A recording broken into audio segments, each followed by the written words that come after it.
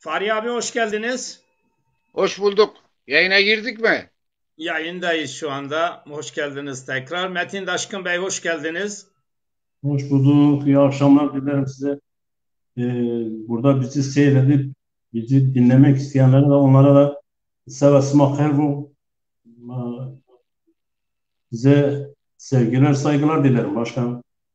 Evet, sağ olun biliyorsunuz geçen hafta Zazaca sayıları okumuştunuz, öğretmiştiniz. Kısacana bir tekrarı olsun başta, ondan sonra konuşmalara geçeriz. Ya Fahri abi de bize bir Zazaca şiir okusun, ondan sonra derse geçelim. O Evet. zaman Evet. şiiri okusun Evet, ondan sonra. evet şiiri okusun Zazaca bir şiirle başlayalım. Şimdi hep böyle geri kalmışlığımız, fakirliğimiz, sömürülmemizden dem vuruyoruz. Bizim zazalarda da aşk vardır, yürek vardır. Bir de böyle delikanlının dilinden sevgilisine olan değişini dile getirmek istiyorum. Buyurun. Fenike, fenike veyni emra. Birazcık bana baktı. Bir defa bana baktı. Fenike veyni emra. Zek rehbancıyo gande mira. Ne veynayişte khorira vana mekem khovira. Seni vaca ke senina. Jevda vuna min nedina. Nanya zeydi bina. Fena donay seni bivina. Neza kama keyna keya.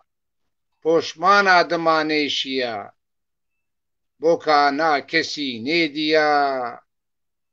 Ok asano eshin pia. Na afat hele mera bert. Ay vینایش مره به درد هونه شوا نای مرا برد بی کرم او بین موورد مفنازی نیدی تپیا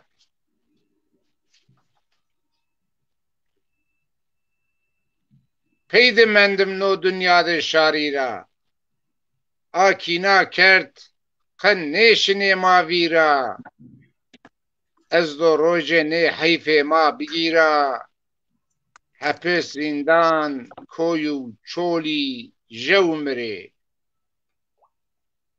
خایدو روژه ما دملیدو آیابه دعوا ناموسیا واجم پیابه ما پید وردویا سرو معدو بلابه گاور اسلام عیسی موسی جو مره جو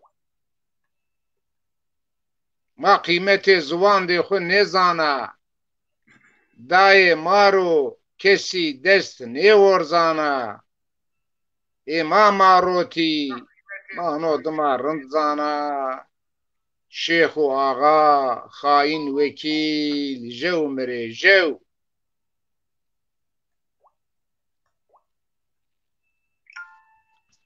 تنابی تنه نابیا در Yücel Eşsizoğlu Bolbeş Nadir viraştı Antalya'ra şori. Ne zimistan ne vesar kandê to ez biya har miva ti ganê mina ti şarî rê biya yar şorî zalimê tew meperse halê me ez werda qedînaya bêbextê bêamînê to emrê miqedîna he Yine bu şoru kamu gören ciğer bu gördüm. ya şori biyo işte onu biyo to emrê miqedîna miva belkî mina mi tora nêpawitê niya ti zeyê bîna şorî zalimê tew meperse halê me ez werda qedînaya bêbextê bêamînê Tişri un ya geyri. Cani bini pa geyri. No halde ez verdaya. Beri mever begeyri. Hayır roci.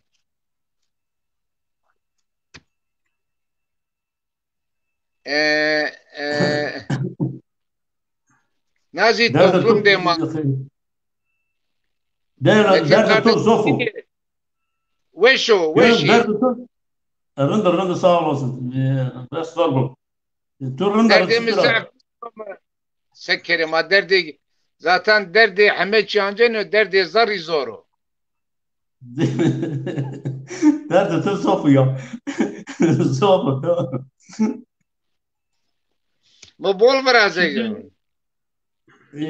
şimdi şeyi söyleyeyim. Sen onları bitirdin mi? Yok vardırlar. Vacım yani.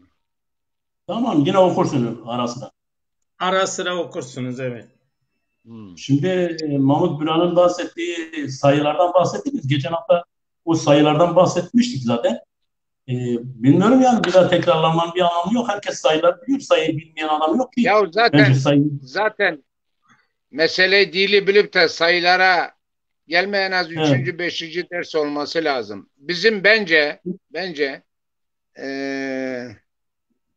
Zaza içindeki örf adeti, Zazaların geri kalmışlığının sebebi, anlatabildim mi? Hem ekonomik, hem kültürel, hem siyasi.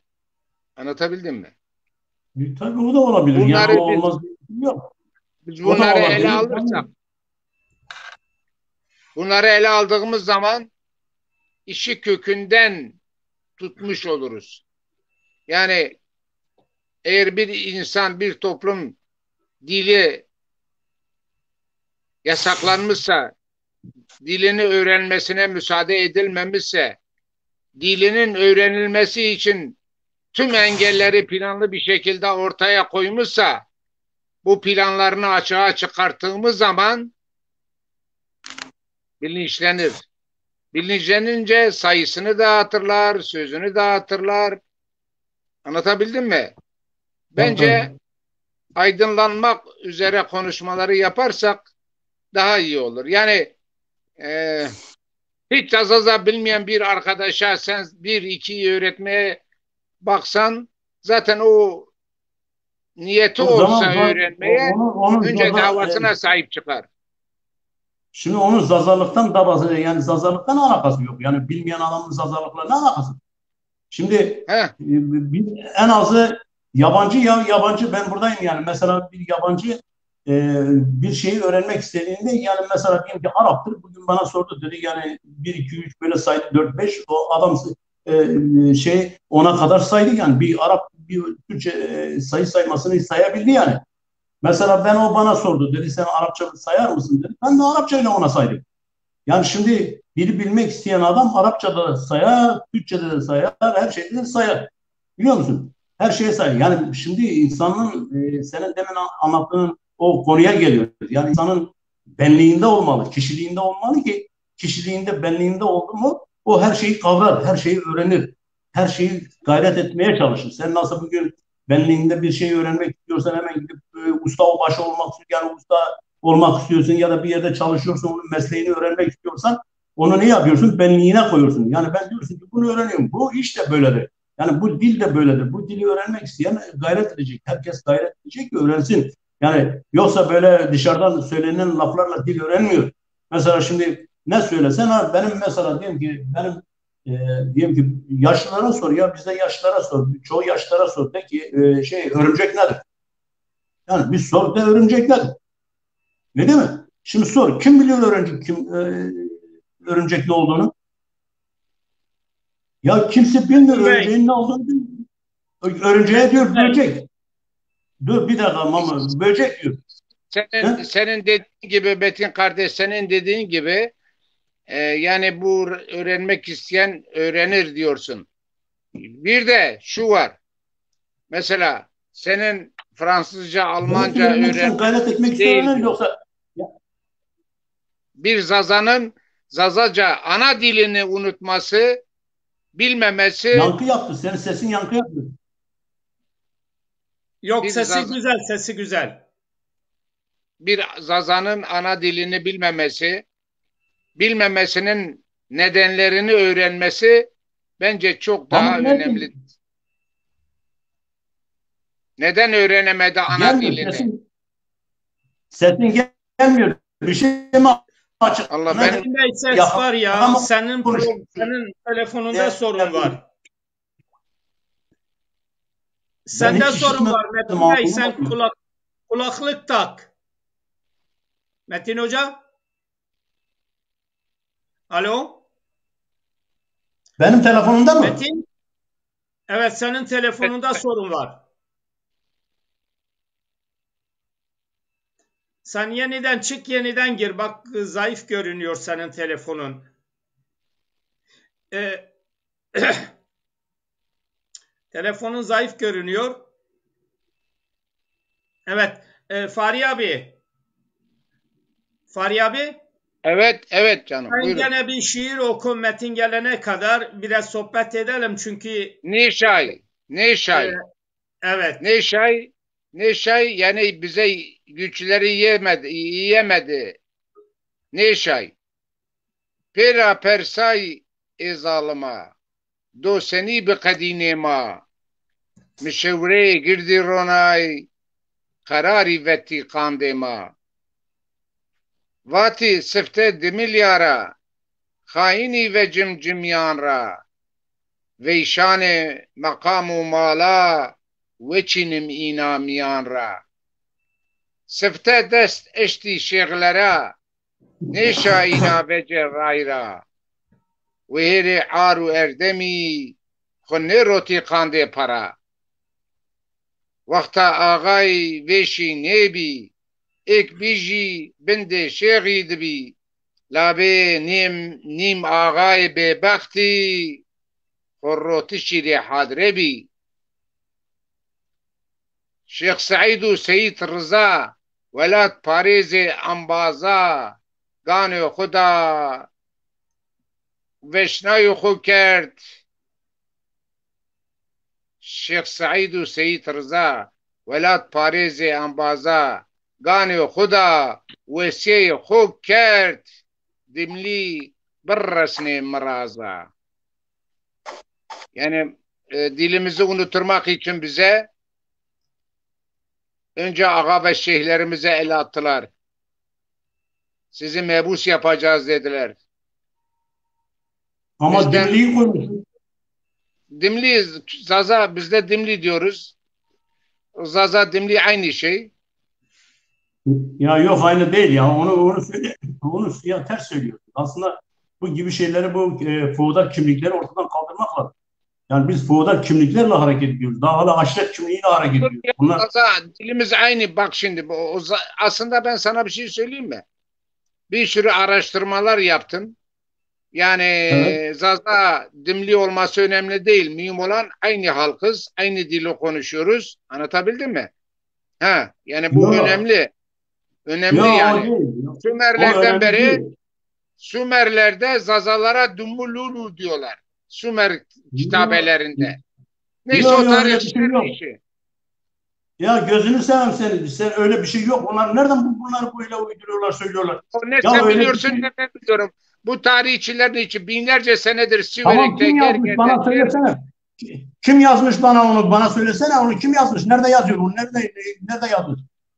bir dakika. Şimdi bak. Hiç kimsenin yazmasına lüzum yok. Ben Yok, senin 75 kafanda uydurmak olmuyor.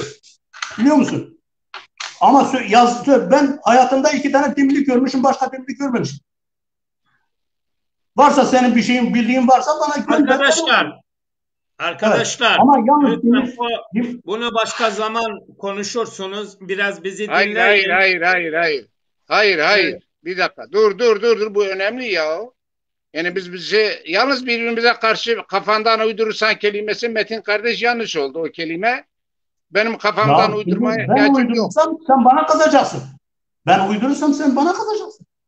Ya ben niye uydurayım ki? Ben sana biraz dini anlatacağım. Ben Tamam ama 75 yaşındayım. 75 dedemden beri bize dimli diyoruz. Siverek'te, Gerger'de, Çermik'te, Adıyaman'da dimli kelimesi geçiyor. Bunu kabul Hı. ediyor musun? Hı? Dimili söylüyorlar. Dersim yöresinde de diyorlar kırmanç. Şey yöresinde Tunceli'de kırmanç diyorlar. Tamam diğer yerde de 42 diyorlar. Ya Bunlar ne? bu Bunlar hangi? o soyut Hayır, tartışmalara girmeyelim. Bizim hayır, Ha? konumuz, bizim Mahmut, Ya, ya, bir dakika, amacımız bu Mahmut akşam biraz bir dakika. farklıdır. Bu Yapmayın halk lütfen. kimliği midir? Ne kimliğidir bu? Mahmutcuğum, müsaade et. Yani bir insan, biz bir mevzu önemlidir bu mevzu. Şunu ben diyorum. Ben isim takmıyorum. Dimliği ben kafamdan 75 sene 700 yıldır bizim Siverek, Gerger, Çermik, Çenguş, Ergani'de Dimli diyorlar. Ya tamam, Tamam mı? kimliği aşiret kimliğidir. Aşiret halk kimliği değildir. Ne aşireti ya? Tabii Dimili aşireti. Bir Dimili. aşiret mi var? Bak Kırmançki diye Dimili bir ne demek biliyor aşiret yok. musun? Dimili ne demek Dimili? Ne demek? Dimili demek, Dimmilan demek ya. 2 Milanlı demektir. Ne demek? 2 Milanlı. Milan aşiretin bir kolu demek ya. Vallahi ben onu bilmiyorum. Yani bu 1000 senedir, 100 senedir, 200 senedir orada bir Ya söyleniyor. tamam, şimdi oraya gelen aşiretler, bak gelen aşiretler aşiretli olarak gelmiş ki herkes kendi aşiret adıyla kendini almış. Yani halk Aşiret, kimliğiyle. ben sana yaklaşık olarak 500-600 bin nüfuslu yerden bahsediyorum. 500-600 bin Ya, nüfuslu aşiret olur mu? ya şimdi bak, Ha, şimdi Ovacık yöresindekiler, bak Şık Hasanlar var ya, Ovacık yöresinde gelen bazıları diyorlar ki ha Dimili mi var? ya o bizim Mesela işimiz bak, değil. Kendini yorma. Bir dakika, önemli değil. Hepimiz biriz. Zaza de, Dimli de, yani biz lisanımız bir. Ama yıllarca siz abi bizim bu Dersimler. asimile edildiğimiz için, yıllarca asimile edildiğimiz için değişik kişiler tarafından isimlendirilmişiz. Birbirimize Tamam. irtibatımız olmamış, birbirimize yayın yapmamış, ticari ilişkilerimiz olmamış, bizi bölmüş, parçalamışlar. Bu gayet normaldir Tamam. canım. Yani bu Ya şey şimdi lüzum Dersimler, yok. Dersimler zazalardan kaçık kaptığı için kendine zaza demiyorlar. Tamam mı? Dersimler diyorlar ki Zaza deyince aşağıdaki Zazaları anlıyor. Pavlov Zazasını anlıyor. Bunu anlıyor. Onlardan gıcık kapıyor. Onlardan gıcık kaptığı için o devlet onları kötülemiş onlara. Onlar da onlara kötülemiş. Tamam mı? Gıcık kapıyor. Tamam demiyor ben Zaza'yı. Diyor ki Zaza deyince nedir diyor. Zuza yiyorlar onlar. Zuza, yani bu hani Zuza biliyorsun Zuza nedir? Ya bu dava gıcık kapma davası değil gözüm. Sen ne diyorsun? Ne Kirpik gıcığı ya? yiyorlar. Kirpik. Zuza demek kirpik yiyorlar. Sen Onlar diyor kirpik diyor. Ya önemli değil. bırak Önemli arkadaşlar. değil. Arkadaşlar ben rica ediyorum. Yani biz devamlı Yo, konuşuyoruz. Başka programlarda tartışıyoruz. tamam yine Ama tartışırız bu Mahmut. Ya niye akşamki bunu bırakmıyorsun? Metin dinle, Metin kardeş dinle. Bu akşamki konumuz sizin gibi arkadaşların Zazaca olarak terimleri anlatması, Zazaca öğretilmesini hedefliyoruz. Yani programımızın amacı budur. Ya, Şimdi bir dil, eğitim dili olmasa o dil yok oluyor. Yani çağımızda eğitim dili değil. Bizi yok etmişler. Şimdi siz Türkiye'ye bakın, başka ülkelere bakın. Herkes her sene kendi çocuklarına okulda eğitim dili veriyorlar. Siz dün akşam birkaç gün önce bir Zazaca'yı söylediniz. Diyorsunuz herkes bunu bildi, öğrendi, söylemeyelim. Hayır. Eğitim dili demek çok kere tekrar etmektir. Çünkü sizi o gün izleyenler bugün burada yoklar. Şu anda onun üzerinde başka arkadaşlarımız izliyor. Yani o gün olmayanlar arkadaşlar. Yani siz madem Zazaca biliyorsunuz bunu başüstü, bunu insanlara konuşa konuşa eğitim olarak anlatacaksınız. Yani okul yok, okulunuz yok, eğitim yok. Bu sanal yayında bunu yorulmadan, kırılmadan, polemiklere de girmeden bu Zazaca üzerine bilgilerinizi paylaşalım burada. Amacımız budur. Bunun için programımızın amacı Zazaca dil dersidir. Yani siz bir öğretmen gibisiniz. Yani Zazaca bilmeyen insanlara burada tekrarlayarak insanlar kavramalı. olay biz bunu mu istiyoruz? Bunun için program yapıyoruz. Yoksa Zazaca Dimiliki'dir, yok Kırdiki'dir, yok bilmem Kırman. Bunların yeri şu anda burası değil. Yani onu istiyorsanız başka bir program yaparız. Oradan tartışabilirsiniz. Birbirinize karşı kırıcı Ya olmamak Mahmut Bey lazım. bir dakika. Mahmut Bey bir dakika. Şimdi biz arkadaşlar daha ilk defa şey yapıyoruz. Normaldir. İkimizin de ideali ana dilimizdir. Ana kültürümüzdür. Tabii şiirlerimde geçen dimli kelimesine karşı arkadaşa ters gelen bir şey olabilir. Onu da açık yüreklilikle anlattı, söyledi. Biz de buna bir açıklık getirdik. Getiremezdik de. Çünkü bu çok eskiden beri devam eden bir şeydir. Bu da zamanla düzelir. Bu da zamanla düzelir. Mühim olan bu yani önemsiz kelimelere takılmak değildir. Mühim olan esas ana dilimizdir. Anlatabildim mi? Bizim bu andaki programımızın amacı bence Zaza dilini Zazalara sevdirmektir. Zaza dilinin de daha güzel şeyler yapılabileceğini, Zaza dilinin bugüne kadar uğradığı haksızlıkları Zaza kardeşlerimize uyarmaktır, hatırlatmaktır. Haksızlığa uğrayan bir insanın hakkını arama gibi bir gayreti olmalıdır. Haksız olursak bir şeyi müdafaa edemeyiz. Haklı olduğumuz için mücadele vermek isteyen, haksever insanlara, kendine hakkını korumak isteyen insanlara biraz ışık tutabilirsek ne mutlu bize. Dilimizin güzelliği şiirlerle olur, güzel konuşmalarla olur. Anlatabildim mi? Gösterdiğimiz ağır başlılıkla olur. Anlatabildim mi? Kişiliğimizle, tavrımızla, bakış açımızla olur. Zaten Zaza halkı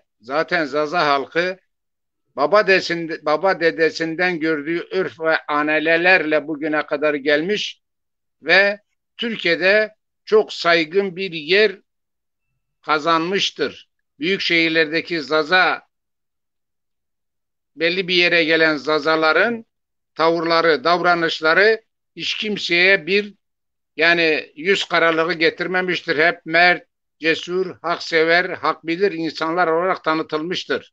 Anlatabildim mi? Bunlar Zaza halkı tarafından bilinmesi lazım. Diliyle bir şeyler yapıldığını anlatmamız lazım. Yani dersimiz, amacımız bu olmalı. Tabii, haliyle. Metin Bey, siz tabii Ben şimdi bir şey anlatayım, bir şey söyleyeyim de şimdi ya bak biraz şimdi biz ne olursa olalım dilde bir birliği yaratamıyorsak kimliksel anlamda bir birlik yaratamıyoruz, o zaman biz demek kendimizde barışık değiliz. Biliyor musun? Biz kendimizle barışık değiliz. Biz kendimizi hiçbir zaman doğru yola da koyamayız yani. Ve insanlar da doğru yola koyar. Biliyor musun? Biz kimliksel anlamda ve dilsel anlamda bir birliğimizi yaratırsak ancak biz tümümüz bir birlik yaratabiliriz. Ama sen kalkarsan ben buyum dersen, o diğeri kalkar ben buyum dersen, dilim budur, benim dilim lehçedir, benim dilim işte bilmiyorum budur dersen ne olur? Bir birlik olamaz. Bu bizim işimize yaramaz.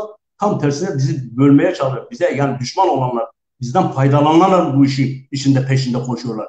Mesela niye? Yani şimdi bir şey söylendiği zaman araştırılır ya bir araştırır. Mesela şimdi diyelim ki sen hayatta bir Zazaca ile bir kelime, bir ağacın ismini ya da bir taşın ismini ya da bir köyün ismini araştırıp inceleyemiyor musun? Araştırıp inceliyorsun. Ya acaba bu köyün anlamı nedir? Neden bu isim kullanılmıştır? Bu isim neden geliyordur diye. Ya insan bir sene araştırır ya. Araştırır. Mesela diyor ki gel de mesela bizim köyün ismi nedir? Kuresbe. Şimdi sana söylesem bizim köyün ismi Kuresbe. Kuresbe nedir? Şimdi Kuresbe ben kendi köyüme diyorum ki nedir? Acaba ne anlama geliyor? Ne araştırıyorum. Mesela bizde diyorlar ki bazıları kalkıyorlar diyorlar ki işte Sorpya. Nedir? Ermenidir. Ya şimdi Sorpyan'ı sana sen tabii çözemezsen onun anlamını ortada dil olarak ortaya koymasan sana ne diyecek? Adam diyecek ki ya bu Ermeni ismidir diyor. Ama kimse araştırmıyor, incelemiyor. Sorpyan'ın anlamı ne geldiğine. Sorpyan'ın ne anlamı var? Sor, kırmızı demek, piyan demek, yol demektir. Yani kırmızı yol demektir. Bunun Ermeniyle ne alakası var? Pirgiç diyor Ermenidir diyor. Ya Pirgiç'in Ermeniyle ne alakası var?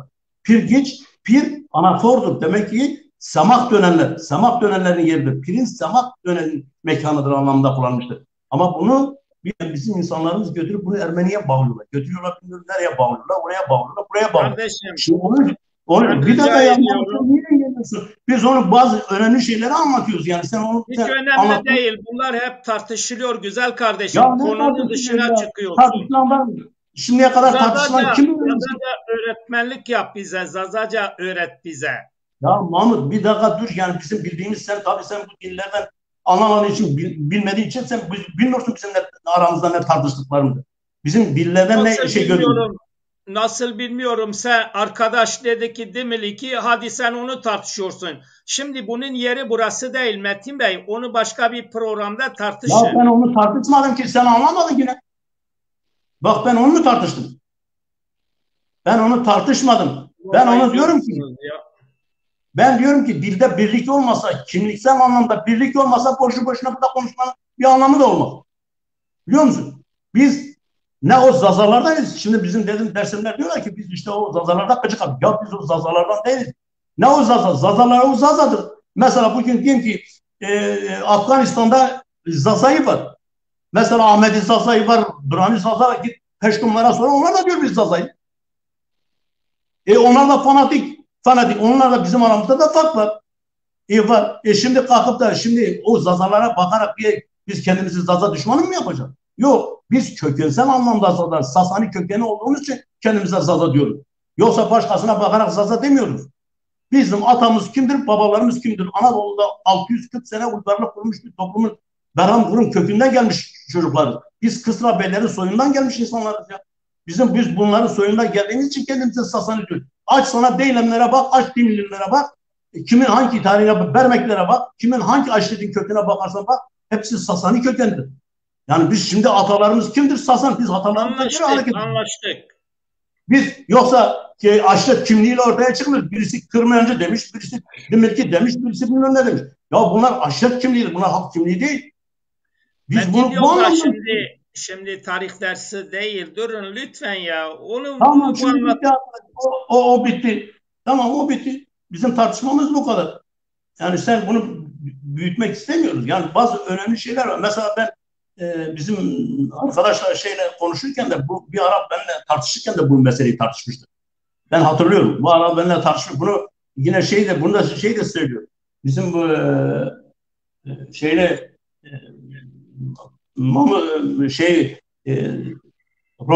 Roşan Hayek de bunu söylüyor. Roşan Hayek de bunu söylüyor. Bu bazıları bunu söylüyor. Tamam mı? Bazıları bunu söylüyor. Onun için bu partiyi destekleyenlerin içinde bu çoğu kendine kırmaç diyen unsurlar da çok var. Yani kendine kırmaç diyenler Demirki diyenler de var. Mesela o partinin içinde bir kısmı kendine kırmaç diyor, bir kısmı Demirki diyor. Metin Yoldaş, ben rica ediyorum, siz bizi anlamıyorsunuz. Siz konunun dışına çıkıyorsunuz. Lütfen, başka bizim amacımız sizin buraya gelmeniz, Zazalara Zazaca olarak bir takım terimler, kelimeler anlatmanızdır. Mahmut kardeş, şimdi boş ver. Arkadaş da kendine göre görüşlerini söylüyor. Herkes görüşlerini söylüyor. Yalnız her mevzuyu o mevzunun ekabirlerine sormak lazım. Ben ne tarihçiyim ne sosyologum. Ben inşaat mühendisiyim. Dilimin kaybolmaması için bir iki kelime 4-5 kitap yayınlamışım. Kendime göre dilimi sevdirmek istiyorum. Şimdi mesela bir şiir okuyayım. Metin kardeş dinle, sizi dinle ki. Tore ne manu? Bizim kadınlarımız kocalarından çok dertlidir. Çünkü kocalarımız kadınlarımızı çok hor görüyorlar. Kıymet vermiyorlar. Onlar da babalarından, dedelerinden öyle görmüş. Dolayısıyla bir kadının feryadı bu. No kül tovist zaridame misekerd ki vuna kerdime tiyavine na aleme tore ne manu ki vati tudu vuna be jevenda vuna belabe. Bunu erkek söylüyor, pardon. Yani ben onu zannettim ama erkek hanımından şikayetçi. Ki vati tudu vuna be jevenda vuna belabe Kunna zuran de bolabe tore nemano. Dujan şikiye velabiya kevta çe halu haliya. Miserot belabiya tore nemano. Sifte mvalano hevno ayaba do nemano. Nikazi merg desne kevno tore nemano. Anlatabildim mi? Berskeri. Yükseltin. Berskeri. Berskeri. Zonuma aynı. Zonuma aynı. Zonuma aynı ya. Berskeri biliyor. Ya berskeri. Berskeri. Yükseltin. Nikaz ma ba aynı tepya. Name me'aliyo to Muhammed ve Yusuf'u fark ne kanı yeter ki macev bav pira be. Ama o da bu tamam. Berskeri. Dimliya xu berskeri. Keyedi, çarşıdı, mektebdi, takkeskeri. Dimliyo ki Türki vano, sedemi perskeri. Zuvan de marda xu beri vira mekeri. Vakto tıka çekbi, çendene dimli vati. Nim tilke zindiki, vizir Türkine vati. Name mayu varda mı, emme emu fati. Leje zuvan de xu kaşka ma rav rameti. Mirase perde xu linga binde verdano. Name devda cevernaya hendaye behamo. Zeyde dikti kundi dimlire rine dano. Sirkida xuya parano ez Türkavano. Ne unayni boka tev ne zeviciye. Pincekin inara bebe aynı ezi zeydeciye. Baverea Çinya hülleciye. Zuvanı xuvira jokare ezi hilleciye. Ek zuvan de xure emin nemani. Ma şirana devam kene belki ve şey ya ma desra şey ama aslında iki zuvan ma keko be toplantiyana, be müzika, be şiira, be filma, be romana, be una qise toplantiyan de weşana, be fıkrana, be ıslanakana. Odo şar de mare weşeci şuro ki ezivacı va lano zuvan de mayazi çiyo weşo benno. Bir, ikincisi mado kışta binira siyasi de hakkı xubuazı, parti be hakkı xubuazı. Mazi no memleketi Çanakkale'de, Kıbrıs'ta, Hasankale'de, Bakalane mazi merdi. Vaktu ki Bakale maşi Çanakkale, Hasankale. Vaktu ki Türkiye Cumhuriyeti kerdi, kurmuş kerdi.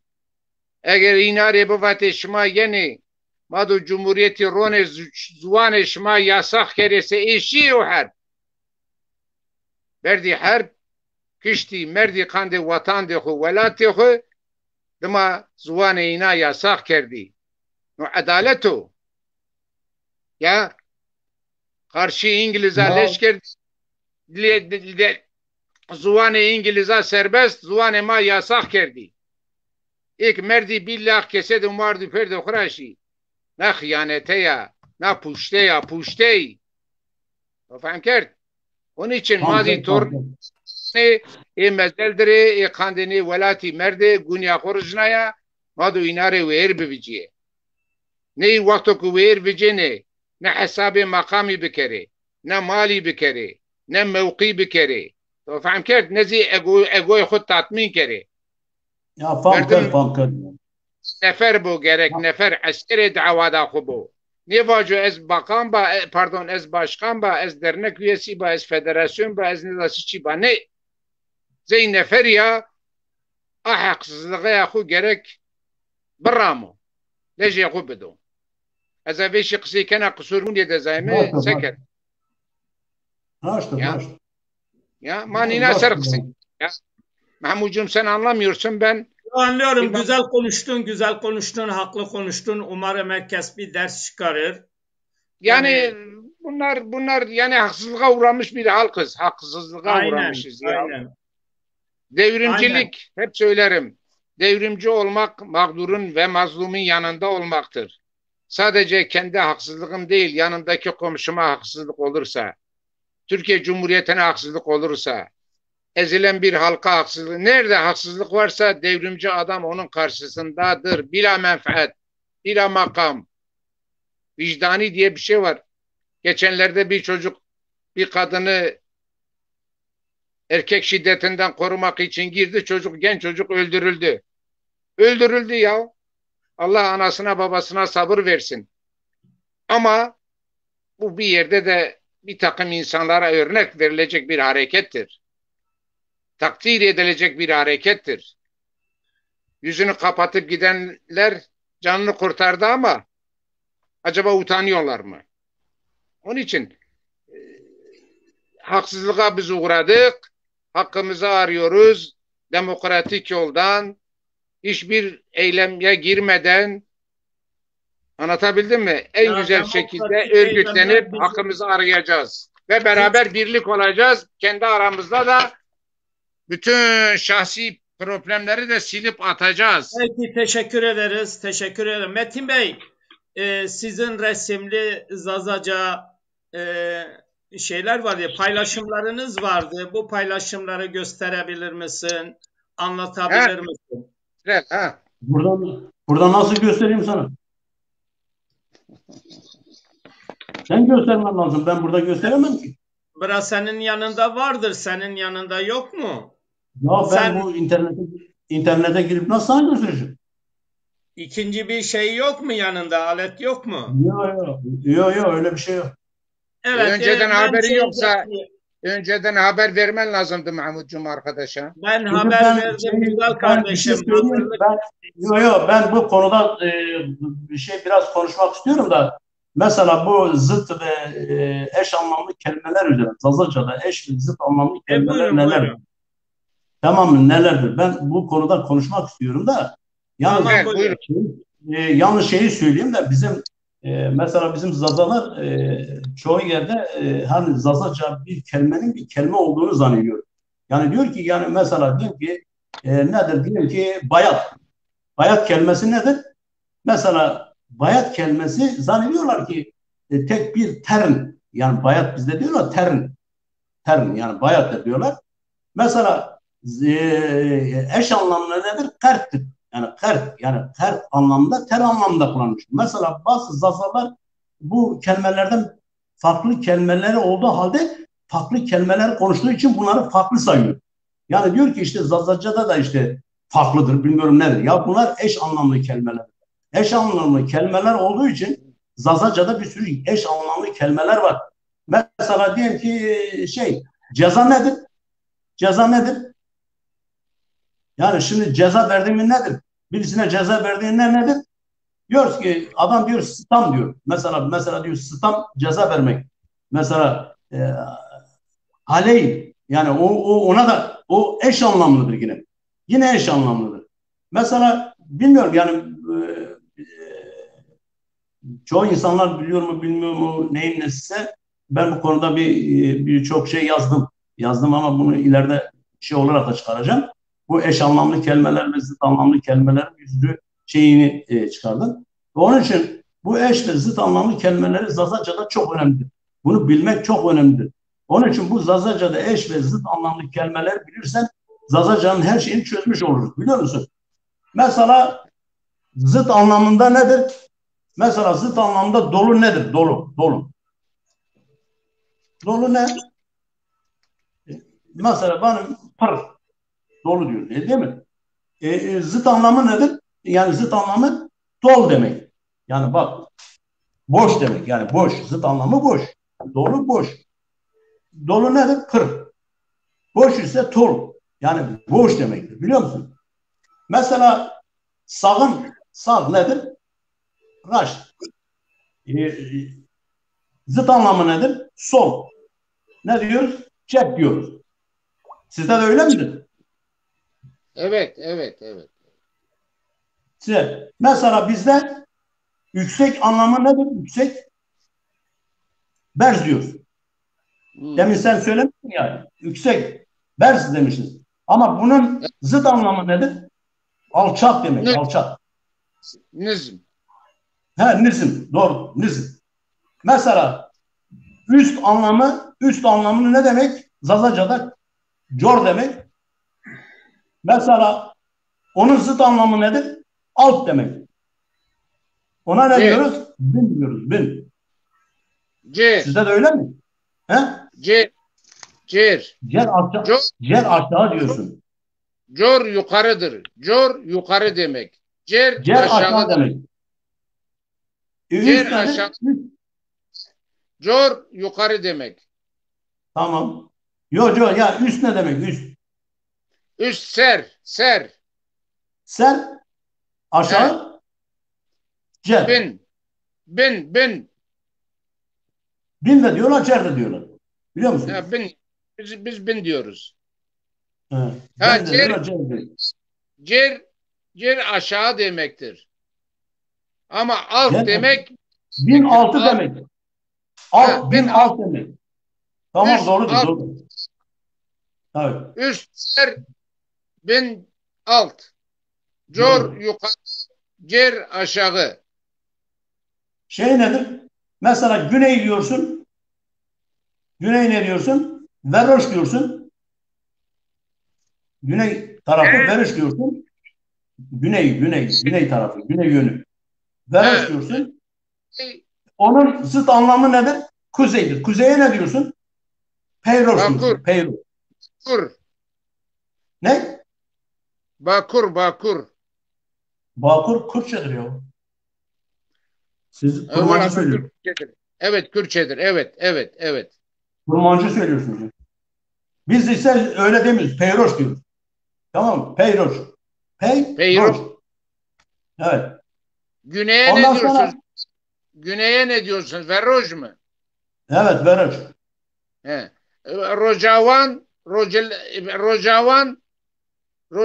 Rocavan Doğu. Doğu demek. Batı. Rocavan Doğu demek. Batı ise şeydir. Rocavan neydi ya, unuttum ismini ya. Siz ne diyorsunuz Batı'ya? Şimdi biz Batı'ya Batı'ya Rojvan diyoruz. Yani güneşin çıkışı diyoruz. O da Kürtçedir. Rojelat doğudur. Rojhelat. Helat Kürtçe kalkmak demektir. Helat. Tamam, doğru. Rojavan batı demektir. He? Doğru. Anlatabildim mi? Tamam, bizde de öyle yani. Ama orada esas anlatısı bu değil. Yani Kürtçenin tesiri, Kürt lehçesinin tesiri var. Kürt dilinin etkisi var burada. Zaten karışık. Kürtlerin üzerinde etkisi var.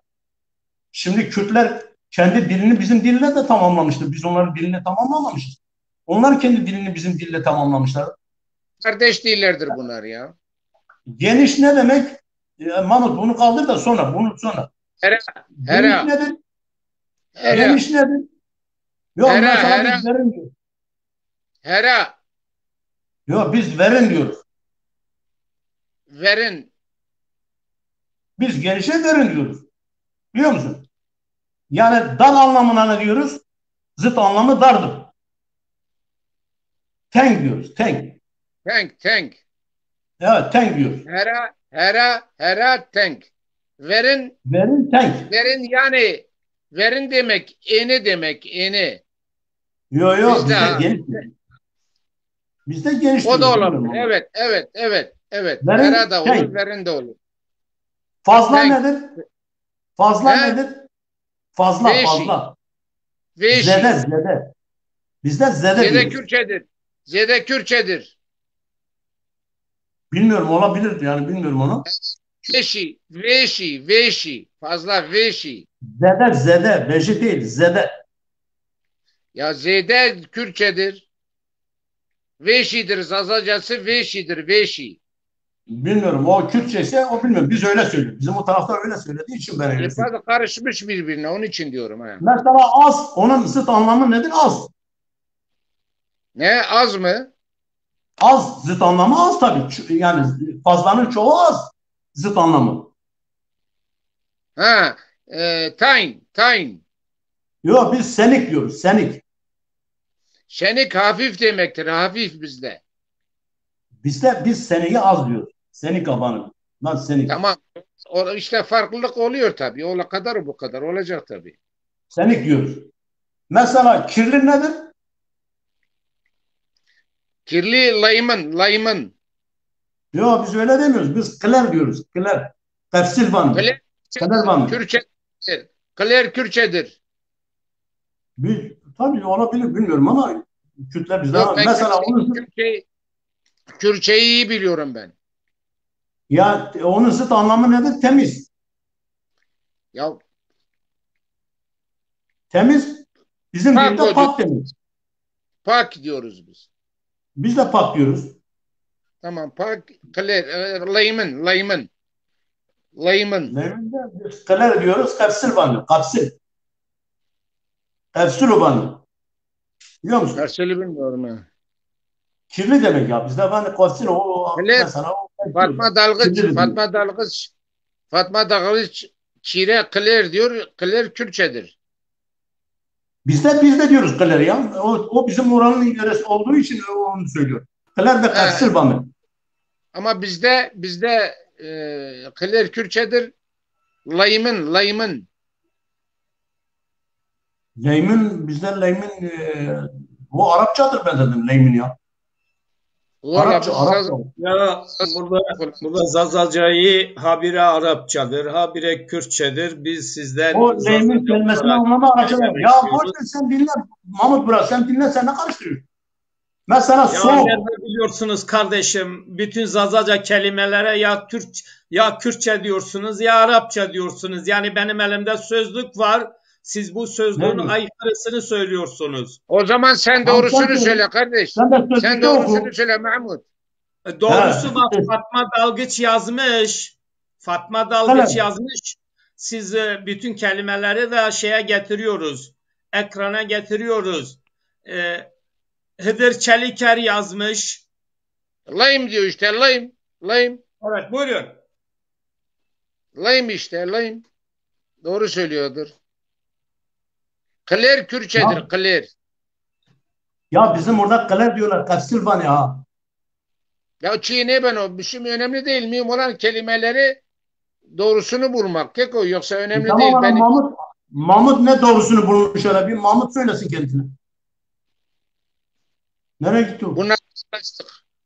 Metin Daşkın gerçekten biz sizi Ya boş ver. Zazaca Ben yine biliyoruz diye yayına getiriyoruz. Yayına Zazaca biliyorsunuz. Bak seyirciler sizin tersini söylüyorlar. Siz diyorsunuz ya Arapçadır ya Kürtçedir diyorsunuz. tamam Olayı nedir yani tersini karıştırıyorsunuz. ne Mahmut Burak tersini neyi getirmişse bize söyle. Ya size getirdim mi hepsini koydum oraya. Siz gene Nereye koydun? güneş verin diyor. İkinci defa mı getireyim Metin Daşkın? Güneş Geniş geniş. geniş verin doğrudur. Biz Biz de onu geniş. söyledik. Aşağı cer diyor. Siz farklı söylediniz. Bilmem ne. Cer Biz cer cer. Ben de söyledik. aynı şey. Ben de aynı şeyi söyledim. Cer dedim. Cer. Biz de aynısını söyledik. Başka? Vallahi yarın bu yayını izlerseniz, yayından sonra izlerseniz Ya eminim bizim ki söylediklerimiz aynıdır. Aynıdır. Yani onu söylemesine gerek yok. Bizim söylediklerimiz aynı. Değişik bir varsa, değişik bir tarz varsa bize söylesin. Söylerim değişik bir tarza Ben söylesin ki. anlamadım. Metin Daşkın, masayin nedir? Masayiş. Şişmek. Mosayiş masayiş değil. Biz var mosayiş. Masayin ne? Masayıştır. Masayin. Şişkin. Ne masayin ya? Metin abi bak görüyorsun. Ya sen hanımına söyle. Ya sen hanımına söyle.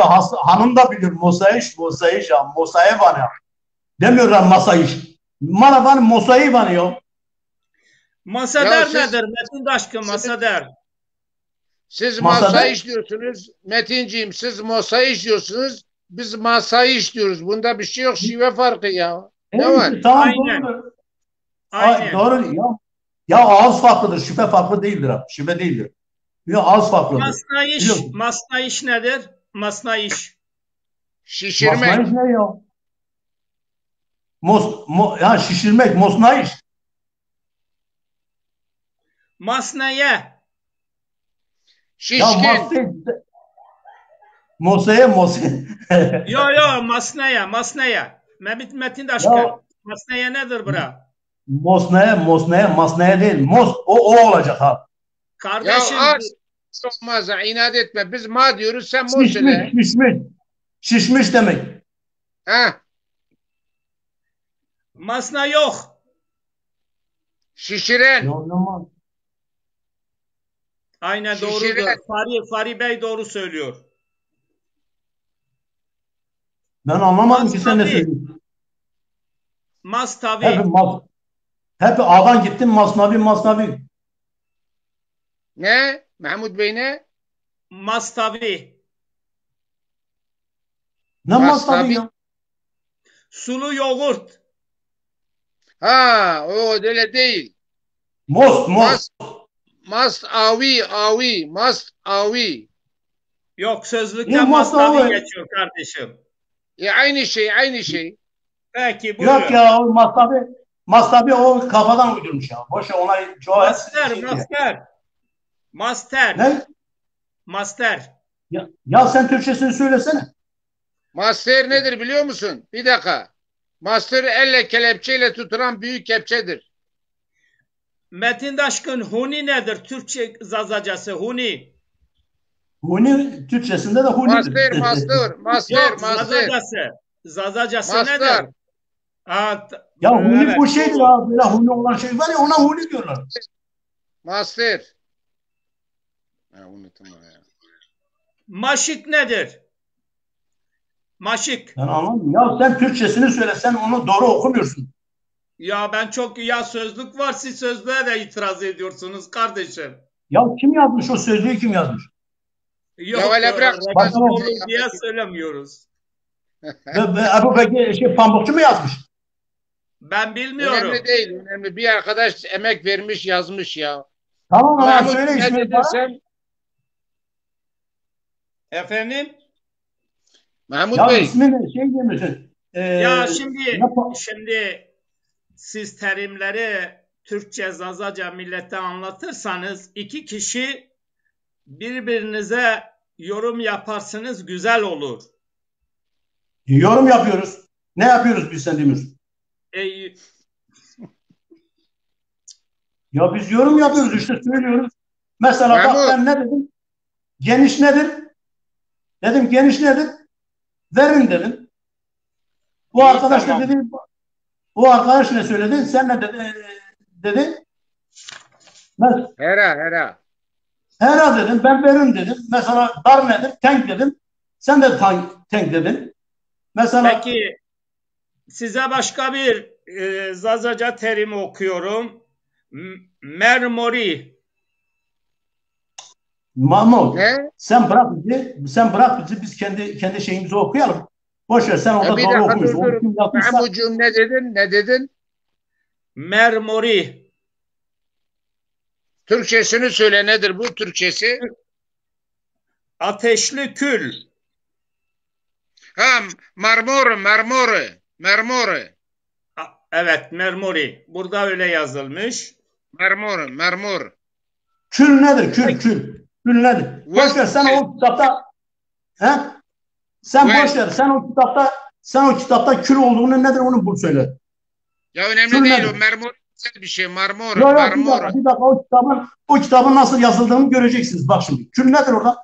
Şimdi Ya, Fahri Bey cevap verdi. Dedi ki Ne ateşli küldür. Fahri Bey Ne cevap dedi? verdi. Ne dedi? Marmor ateşli kül demek. Aynen. Ya bizde öyle değil. Küllenmiş Gözünü ateş, seveyim ya. küllenmiş ateş. Bizde öyle değil. Gözünü seveyim ver ya. Ne Böyle diyorsunuz? adı biz şöyle diyoruz. Böyle adı. Böyle adı. Vela adırı ateşin külü demektir. Tamam. Biz sen onu demedin mi? Hayır. O kül ayrı. Küller zaten ateşin külüdür zaten. Başka kül yok mu? Başka Ne kül yoktur küldü? ki ateşten başka. Sen Mermur, ateş külü söyledin. yok o mermur hala ısıtan içinde ateş olan, sıcak olan küllere denir. Bazı küller soğumuştur, atılmıştır. Mermur ateş var içinde, közler var ama görünmüyor. Külle kaplıdır. Bravo. Doğrudur. O mermer Türkçe anlamda mermer onu ben bilmiyorum. Yani ateşin içindeki Bizler basit, her külü şeyi bilecek halimiz yok Keko. Her şeyi bilemiyoruz ki. Bildiklerimizi söylüyoruz. Aynen. Doğru. ya kül nedir? O okusun kitaptan okusun kül nedir? Okudum sana cevap verdi. Yok kül. Sen o başka ben sana külü dedim. Ya kül Sana vel. ateşin içindeki şeyi mermeri söylemedim. Dur bu arkadaş söylesin. Dur bir dakika. Sen değil. Velle. Ya tamam sen dur. Bir dakika sen dur ya. Bir dakika dur ya. Durun yavaş olun yavaş. Ya Dur kardeşim. o arkadaş dur. Dur söylesin dur. O bulur mu? Onu bulamaz işte. Nasıl bulamaz ya? Bekle acele etme. Bırak başka. Ha söyle. Alo. Kül vel demek. Vel. Kül vel. Vel. Evet doğru. Vele. Ha. Vel demek. Vele demek. Metin Bey, sizin orada şurada değil. Yani ufak tefek farklılıklar var. Yani illa ki sizinki doğru, illa ki diğerinkini bastırmak ya da yanlıştır demek yanlış. Sen Ya kendi biz burada bunun kavgasına Mahmut biz burada bunun kavgasına tutuşmadık kardeşim. Bana dedin sen yazdıklarını oku ben yazdıklarımı okuyorum. Yoksa kafadan sonra söylemiyorum yani. Biliyor musun? Ya Mesela ben sana zıt anlamlarını söylüyorum. Sen bırakınca onları da söyleyeyim. Biliyor musun? Metin Dur Bey. ben o arkadaşla konuşuyorum. Biraz dinle. Ne zaman biterse sen kendin düşüncen varsa söyle bize bir söyleriz. Biliyor musun? Mesela ben ona evet. Şimdi mesela demin arkadaş dedi ki batı nedir? Doğu nedir? Batı nedir? Doğu nedir? Şimdi batıyla doğu zıt anlamdadır. Batı nedir? Roj var diyoruz. Doğu ise rojbeş diyoruz. Tamam mı? Bak roj var diyoruz. Doğuya ise rojbeş diyoruz. Şimdi o arkadaş söylesin. Bu da ne var ya? Ha, bir dakika. Dinliyoruz. Metin Bey. Doğu nedir doğu? Doğu rojbeş. Roj. Beş. Bej mi? Beş nasıl yani? Bej mi? Beş. B-E-J. Roj bej. Peki Ya, batı? rojbeş. Batı ise roj var. Roj. Roj var. D.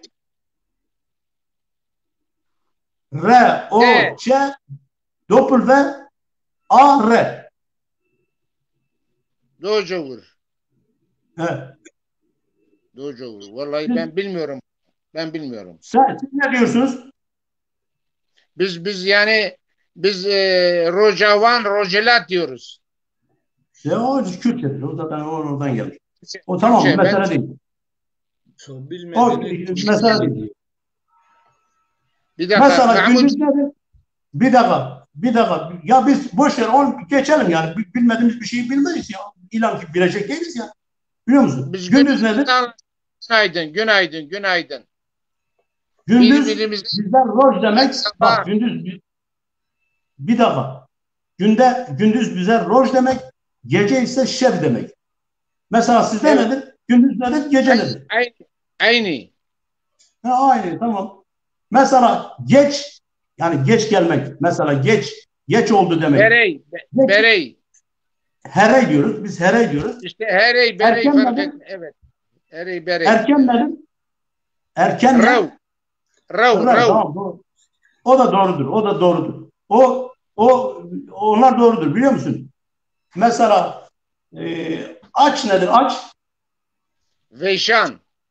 doğrudur. Tok Mırt. doğrudur. Mesela doğruya ne diyoruz? Raş Neye? diyoruz. Doğru. He. Doğrudur diyoruz. Raş diyoruz. Yanlışsa Ama galet diyoruz. yalnız çevt diyoruz. Çevt. Galet Kürtçedir. Biz galet diyoruz yani. Galet Çef de diyorlar. Kürtçedir. Çevt. Çef bizde çef dediğimde eğri demektir. Eğri. Bir dakika. Şimdi doğruya raş dedin. Raş Evet. iki manaya gelir. Hem doğru hem sağ demek. Şa çevt. Rast. Anlamını kullanmıyorsun. Orada rast kullanıyorsun. Rast. Şey yok orada. İşte raş. Raşt ya. He. Raşt. O senin dediğin şah raştır. Yani şe harfi var orada.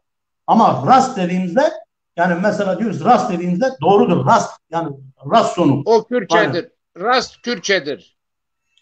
ya Kürtler de bizden almış yani biz Kürtlerden almış değil. Kürtler bizden almış. Bilemeyiz ya. Kim kimden olmuş. Vallahi ne sen bilirsin ne ben bilebilirim. Onun Şimdi için yanlış nedir? Mesela siz yanlışa ne dediniz? Sen yanlışa ne dedin? Çep dedin. Kürt zaza fark etmez ya. Bunu şey yapmaya gerek yok. Şimdi ben size bir şiir okuyayım. Nasıl fark Metin. etmez ya? Ben size Çok bir fark şiir eder. okuyayım. Ben size bir Nasıl şiir fark okuyayım. etmez ya? Sen Kürtleri getirip bize yapıştırıyorsan ben Kürt şeyini de yazmışım. Onları da çıkarayım okuyalım. Yakıştırıyorsun ne demek? Yani Kürtler aşağılık mı? Aşağılık demiyorum. Bizim Kürtlerle getirip aynı dereceye koyma değil yani. Hayır sen diyorsun Kürtleri bize yakıştırırsan diyorsun. Ya bize gene diyorsun getiriyorsun. polemiklere girmeyelim arkadaşlar. Neyse ben size bir şiir okuyacağım. Biraz ortayı bir sakinleştirim. Numune beni numune. Mahmucum numune beni. Buyurun. Metincim numune olursun yani. Buyurun. Öyle evet. bir adam numune olmaması için şiiri okuyorum. Vorze bereyo kuşlığzi kadiya nezdiye eriyo roj bir roj maye peydemanennim akıl şıma saraniyo şıma vereyo kardi bero vere o boka kulbo akıl bero sara vakta do rındbo bitersi برمي بعد زيسة بناك زازايان هيروتو ملدو اويو تو روج بروج زيدي خوكنو نامي تو نيدانو تو انكار كنو چند بي نفسي اويو آسنو او دا نحانا قاي تو ريو خوشتو زواني ماردا تويو بنو فيني چند شت حرامه چند به آمینه زی کتکتی هاردی کوتی استادم به روش دا روشانا ته استا نوینه نه تکلما ونه خسر نگینه نفس تویا نیمندو زانه سکنه سرای مالباتا خود تو وستو جور تلفو بمپیزاره تیه نمونه بنه زوتی تورو بنه زوتی سوری کاند مال ده دنیای من نتابوری چو زوانه مارو چه ای با کالیو پینجه ترکانه ته fışkı ciburi. Tamam Metin. Sağ olasın. Evet. Tofam kert Metin, tofam kert. Tam kert. Ya ez zonon nasıl mana o ez de ez zonon ya. Mesele ne yok. Mado zamanla vakt rabero mado tek fekir akseyi bir kere fekte o jevbo merak meki o da bu nikah una may vane zuvan virane bu vinine bu keko. Ya şimdi ben bak ben şimdi sana buna karşı değilim. Her yörenin farklı şeyleri de olsa güzel bir şeydir. Yani ben farklı oldu diye karşı çıkmıyorum. Farklılıklar bizim zenginliğimizdir. Bak farklılıklar bizim zenginliğimizdir. Bak farklılıklar bizim zenginliğimizdir. Bizim ne kadar farklılıklarımız olursa onlar bizim şeylerimizdir. Eş anlamlı kelimelerimizdir. Biz onları lehçe yapmıyoruz. Ağız farklı da yapmış. Eş anlamlı kelime. Ya bugün Arapça var ya, bak mesela ben gidiyorum Suriye'deki Arapçayla konuşuyorum. Gidiyorum Mardin'deki Arapçayla konuşuyorum ya da gidiyorum Cezayir ve Tunuslu Araplarla konuşuyorum. Arasında yine fark var. Neden fark var? Onlar da bizim gibi böyle farklılıklar var içinde. Ama onlar Olabilir. hepsini onlar kendi Kardeşim, dilini hepsine Arapça diyor. Ya bir devenin 50 tane ismi var. Düşün, 50 tane ismi oldu diye ayrı ayrı lehçe mi oldu? Ayrı ayrı farklılık mı oldu? Yok. Bunlar farklılıklar, zenginliklerdir. Bizim ne kadar farklılığımız olursa o kadar zenginliğimizdir. Mesela sen bugün zannediyorsun Kürtçe'de Türkçe kelimeler yok mu? Var. Bugün bakıyorsun Farsça'da Türkçe kelimeler yok mu? Var. Bakıyorsun ki Türkçe'de de Farsça kelimeler yok mu? Var. Her dilde farklı kelimeler var. Yani karışmış işçi kelimeler var. Ama kalkıp da onlara bakarak da biz kendi dilimizi onlara yapıştırırsak, dilimizi onlardan çıkarırsak bu yanlış bir şey. Ben zaten karşı çıktığım taraf burası. Şimdi ben şeyi sana söyleyeyim. Mesela bizde eski nedir? Kaan. Ya bizde de aynıdır. Mesela yeni nedir? Ne o demek? Evet. Evet. Mesela hızlı nedir? Hızlı. Hızlı. Hızlı. Mesela adam hızlıdır. Ya hızlı nedir? Hızlı. Rav mı? Rav. Rav erken demektir. Pet. Bizde hızlı pet demek. Biliyor musun? Pet mi? Yavaş. Pet. Evet. Yani pet sonu. P-E-T mi? Evet. P-E-T. Evet. Pet. Mesela yavaş Pet. nedir? O pettir sen. Pet. Tamam, doğrudur yani. Yavaş nedir? Pet. Mesela Hedi Kürtçedir.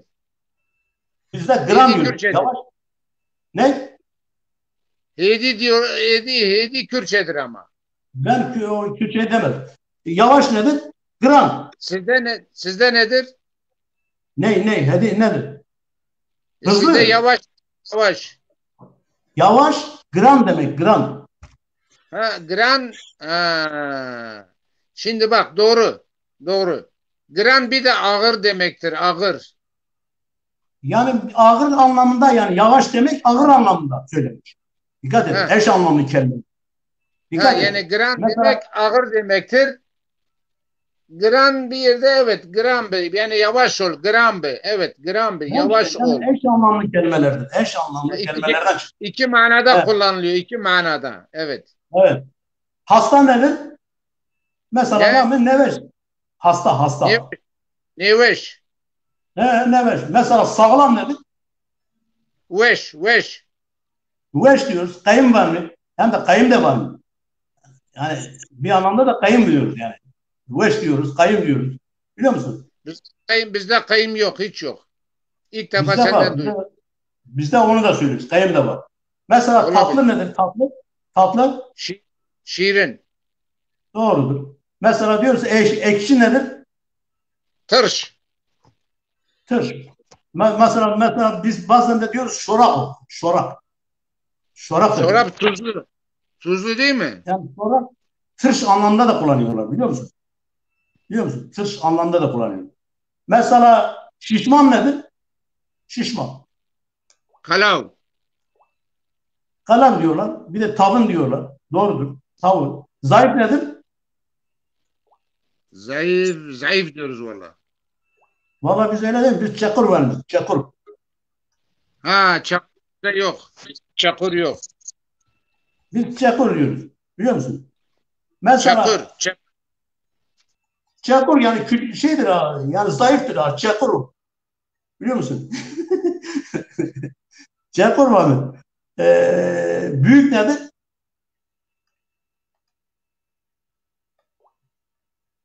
Büyük. Fahri abi, siz iki alet kullanıyorsunuz. Ses yankı yapabilir. Birisini kapatın. Fahri abi.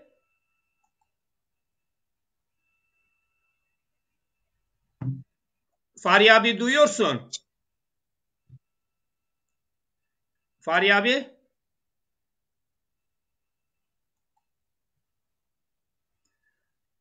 Fahri abi düştü ya. İşe bak sen. Düşmedim ya. Fahri abi. Evet, evet. Ha, şimdi düzeliyor.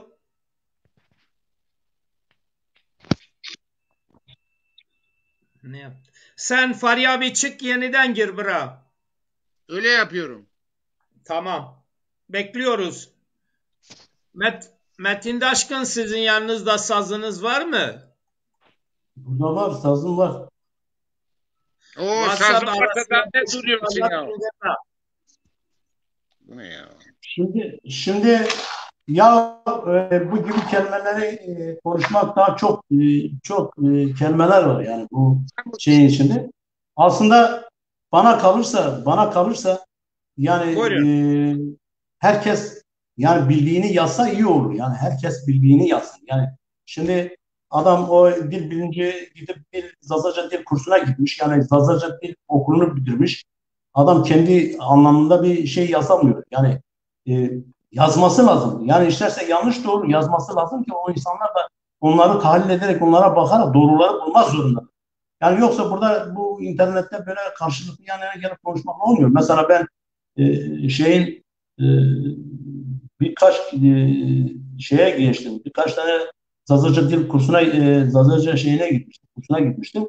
Dil kursuna bu şeyde. Ama şimdi herkes kendi yöresine göre söylüyor. Mesela herkes kendi yöresine göre şey yapıyor. Yani Zazaca'yı öğretmeye çalışıyor ama bazen de bazı kelimeler çok saçma geliyor. Onun için ona göre yazmak lazım. Ona göre o saçma olan şeyleri düzeltmek lazım. Ama seninkisi de doğru, benim doğru. O yüzden dil bilimcileri gelir, köken olarak araştırılır, incelenir ve o gerçekler, doğrular ortaya çıkar. Yani şimdi biz yavaş yavaş yani ne kadar iç içe kaynaşırsa ne toplum ne zaman birbirine kaynaşır, toplum ne zaman iç içe gelirse bir pazar ekonomisi kurarsa o zaman dilimiz de düzelir. Dilimiz de düzelir. Bizim dilimiz ancak böyle düzelir. Yoksa böyle biz kaynaşmadığımız sürece, iç içe geçmediğimiz sürece, iç içe yaşamadığımız sürece bu dilimiz kaynaşamaz. Yani birbirine ayrılık durumdadır. Bunlar da başkalarının işine yarıyor. Başkasının işine gelir ve bizim birliğimizi istemezler. Bu zamanlar güçlenmesinler, dili olmasın, kültürü olmasın, her şey bizden destek alsın diye bir şey yapıyorlar. Yani böyle düşünen insanlar da var. Yani şimdiye kadar bu Türk ve sol Kürt hareketleri bu Zaza dilinin gerçekten bu UNESCO'nun belirtmediği halde 16 dilden kaybolan dillerden birini söylemeseydi bugün hangi Türk solu sahip çıkacaktı? Hangi Kürt solu sahip çıkacaktı? Bugün Kürtler mi sahip bizim dilimize sahip çıkacak? Hiçbiri sahip çıkmazdı. Onun için biz kendi dilimize kendimiz sahip çıksak, biz kendi dilimizi kendimizle bütünleştirirsek biz kendi varlığımızı koruyabiliriz, yan yana geliriz. Edebi eserler olur, edebi eseri olur, edebiyat eseri olur. Yani biz şimdi bir edebi eseri yaratmak için biz ancak dilimizin bütünlüğünü sağlamak zorundayız. Mesela siyasi dil olur. Yani biz siyasi dilimizi bile yaratamamışız. Ya şimdi kalsak desek ki hani siyaset nedir? Dilimizde siyaset nedir? Yani dilimizde ekonomi nedir? Dilimizde politik nedir? Dilimizde diyelim ki işte bazı kelimeleri söylediğim zaman dilimizin anlamında yoktur bunlar. Yani bunları bulmamız lazım. Bunları çözmemiz lazım. Ki biz kendi dilimizi siyaset diline çevirelim. Politik diline çevirelim biliyor musun? Ama işte bunu düşünen yok işte. Ne bileyim yani herkes ufak böyle şeylerle gidiyor. Ben elimden geldiği kadarla bunlarla uğraşacağım. Ama elimden geldiği kadarıyla yani ben fazla ileri gidecek bir durumda değilim yani. Bunu okuyan, bunu bilen insanlar yapması lazım. Onu da yapmıyorlar. Eskiden birçok insanlar bunu yazıyorlardı, çiziyorlardı. Şimdi ise susmuş köşesine geçmiş, başka farklı cepheden bakıyorlar. Neymiş? Ya işte onların dili işte lehçedir diye arada farklılıkları yaratıyor. Ne lehçesi ya? Bugün şimdi bizim Fahri kardeşimiz şeylidir, Çermiklidir. Fahri kardeşimiz Çermiklidir. Ve Çermikli o sen Çermikli değil miydin? Çermiklisin. Sesin gelmiyor ama.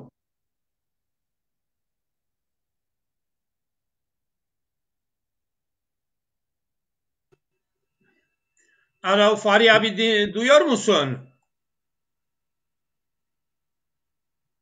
Fahri Ses abi, gelmiyor. Fahri abi sen telefonun sesini aç. Senin sesin kapalı.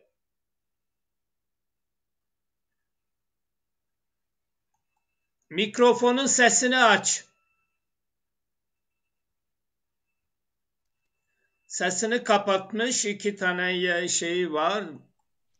Doğru söylüyorsun. Mikrofonun sesi kapalı. Buyurun açılıyor. Metin Yoldaş. Evet. Fahri abi düştü ya. 2 telefon mu vardı? Dur bakalım şimdi gelir. Evet. Fahri birer şehir Çermikli değil mi? Yok, Siverekli. Tamam, Siverekli, Çermikli. Aynı, fark etmez. Zaten Aynı değil kardeşim. Siverek 300 bin nüfusu var. Belki ya Yani beni dinle, ben onu demiyorum ya. Sen giriyorsun bana nüfustan bahsediyorsun. Ben nüfustan bahsetmiyorum. Şimdi Sivereklerin çoğu hepsi Ovacık tarafından göç etmiş. Haşiretlerdir çok. Biliyor musun? Ovacık'ın konuştuğu dille aynı. Fahri abi çık yeniden gir bura.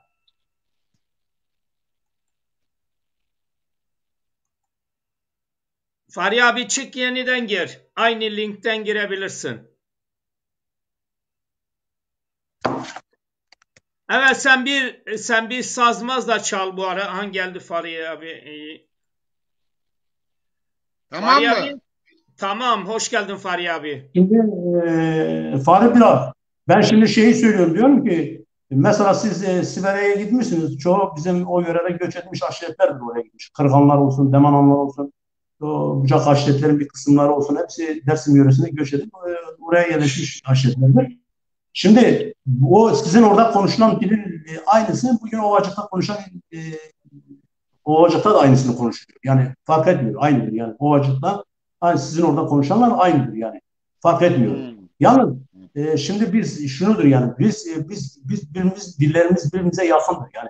Yani aramızda bir farklı şey yok. Böyle bir bazı kelimelerden etkilenebilmişiz. Bu normaldir. Yani sen bugün Almanya'da ya diyorsun, o Zazaca'da ya diyorsun. Mesela diyelim ki Polakça'da proşepane diyorsun, sen de diyorsun tropan diyorsun. Yani bazı kelimeler bazı dillerde olmuştur, buna karışmıştır. Yani bu kelimeler olmuştur diye bunların arasında şeyler görmek, nifak tohumları ekmek ya da buna ayrı göstermek güzel. Bana göre güzel bir şey değil. Ama şimdi biz aynı yapıya sahibiz. Şimdi bazı insanlarımız, o bazı insanlarımız da diyorlar ki yok diyorlar işte yok bunlar farklı cümleler. Mesela ben o kadar mesela Çermiklerle konuşmuşum. Ben Çermikli'nin bir konuşmasını Dersim'in dilinde aynı görmüş. Yani arasında böyle hiçbir tane kıl bile geçmiyor yani. Yani Çermikli'nin konuştuğu Dersim'in konuştuğuyla aynıdır. Biliyor musun? Mesela Sivereklerin konuştuğu da çoğu aynıdır. Yani aynıdır. Hiçbir fark etmiyor. Ama şimdi biraz daha tabii mesela bugün şey bölgesinde Kırzan, bu Bitlis tarafında yaşayan Zazaların bir kısmı kendisine şey diyenler, Kırdiki Mırdiki diyenlerin bir kısmı çoğu Kürtlerden etkilenmişler. Kürtçeyi Zazaca yapmışlar. Mesela o Vate'nin çıkardıkları sözlüklere bakın, hepsi zaten Zazaca'yla hiç alakası yok. Hepsi şeyle, Kürtçeyi Zazalaştırmışlar. Kürtçeyi Zaza diye yazmışlar. Biliyor musun? Bakabilirsiniz yani. Benden yani size önerim, bakabilirsiniz onlara. Şimdi burada mesele olan bu değil. Mesele olan biz kendi dilimizi koruyalım, yazalım. Herkes kendi dilini yazsın. Yazdıktan sonra gerçekler en sonunda ortaya çıkar. Herkes birleşebiliriz, yan yana gelebilir. Bu sorun değil. Sorun değil. Yani ne kadar kelime kazanırsak bu bizim dilimizin zenginliğidir. Yani ayrılığı değil. Fahri biraz. Yani bu ne kadar ayrılık çıkarsa, ne ayrı kelimeler çıkarsa bunu yani bir şey düşünmemek lazım. Ayrıdır diye çıkmamak lazım. Bu bizim dilimizin zenginliğidir. Bu dilimizin bir parçasıdır diye çıkmamız lazım.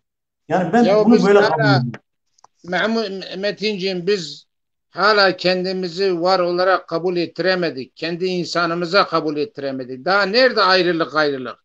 Önce biz bir var olduğumuzu kabul edelim. Önce İşte bundan yan yana gelemiyoruz. bir güç olalım, bir birlik olalım. O senin dediğin sonraki işlerdir. O senin dediğin sonrakidir. Mühim olan bizim asgari müşterekte birleşip kendi dilimizi, kültürümüzü savunmak için medeni bir şekilde bir araya gelip mücadele şeklimizi ortaya koymaktır. Anlatabildim mi? Ancak bu şekilde Doğru. netice alabiliriz. Yoksa Doğrudur. senin dediğin doğrudur. Birbirimizin lehçe farkları şunlar onlar en sonki işlerdir Keko. En sonraki işlerdir onlar. Önce biz bir Senin olalım. dediğine Anladın mı?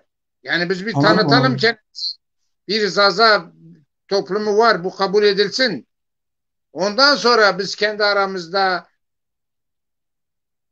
asgari müşterekte birleşiriz. Yayın dilimiz olur, eğitim dilimiz olur, ticari ilişkilerimiz olur. Ya arada 10 kilometre mesafe var Çermik'le Çenküş arasında. Farklılık var. Niye? Çünkü iletişim zamanla olmamış. Ulaşamamışlar. Dil birliği yok. Basın birliği yok. Radyo yok. Televizyon yok. Gazete yok. Anlatabildim mi? Artık Anladım, geliyor anladım. şey. Ya onun için biz bölgeler arasındaki şive farkı, kelime farkı bunlar sonraya kalsın. Yani önce biz bir karnımızı doyuralım. Önce bir çorba içelim. Adana kebap, Urfa kebap, kanat demeyelim. Önce hele biz bir var olduğumuzu ispatlayalım, birleşelim.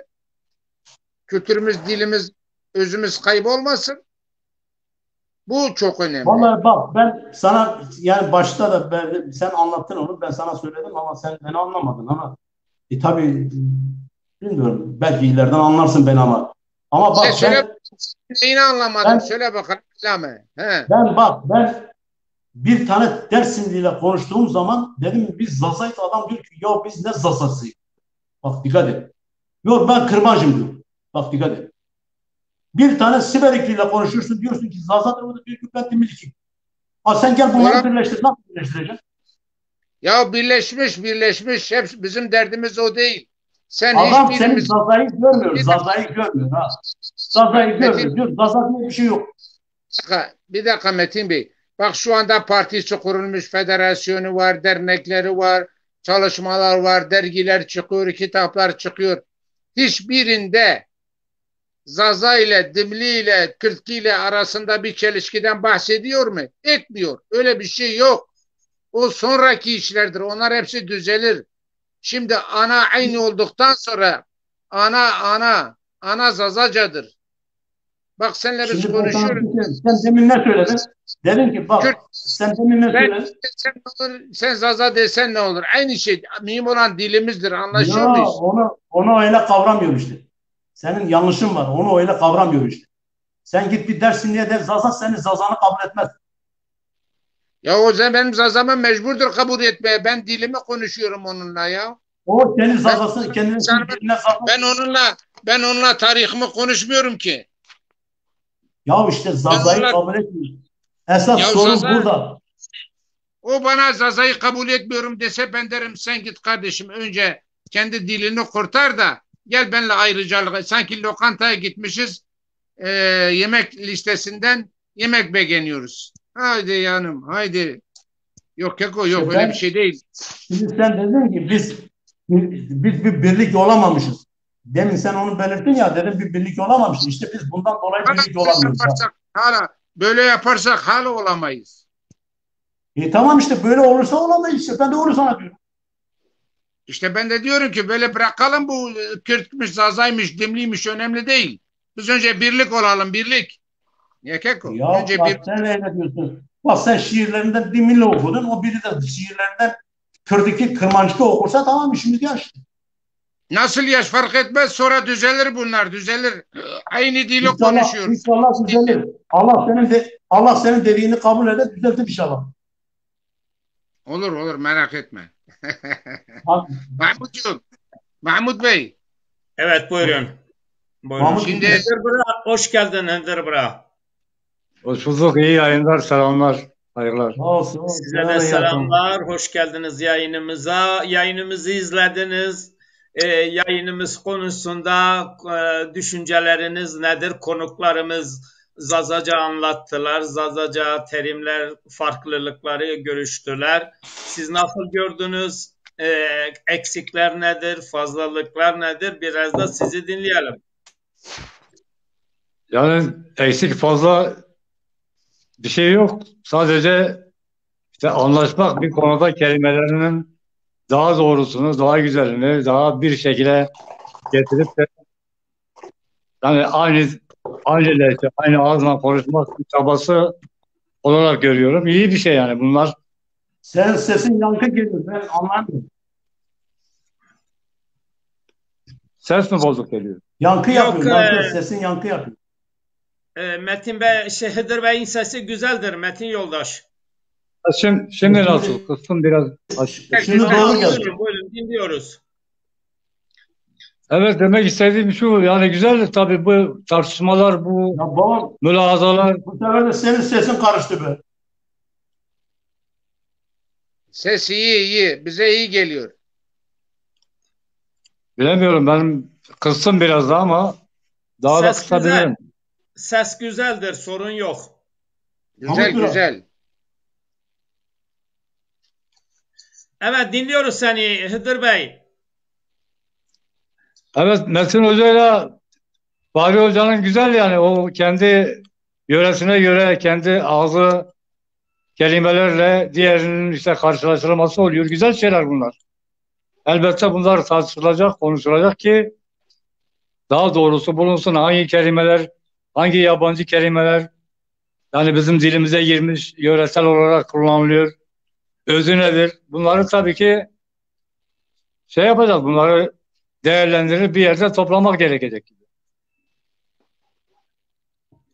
Evet, Metin Bey'le sizin anlattıklarınızda bir farklılık var mı? Evet, Metin Bey'in Mahmut Bey, tabii yani Hıdır Bey, Hıdır kardeşimiz nerelidir? Biraz tanıtsanız. evet, Metin Hoca'nın dediği gibi az önce bir kelime söyledi. Siverek çelmik bir dedi. Evet, doğrudur, yani Siverek çelmik gerger Zazacası bir, aşağı yukarı hiç farkı yok. Fakat Metin Vallahi Hoca ben hiç ile fark biraz, evet. görmedim. Ben diyorum Evet, hiç fark görmedim.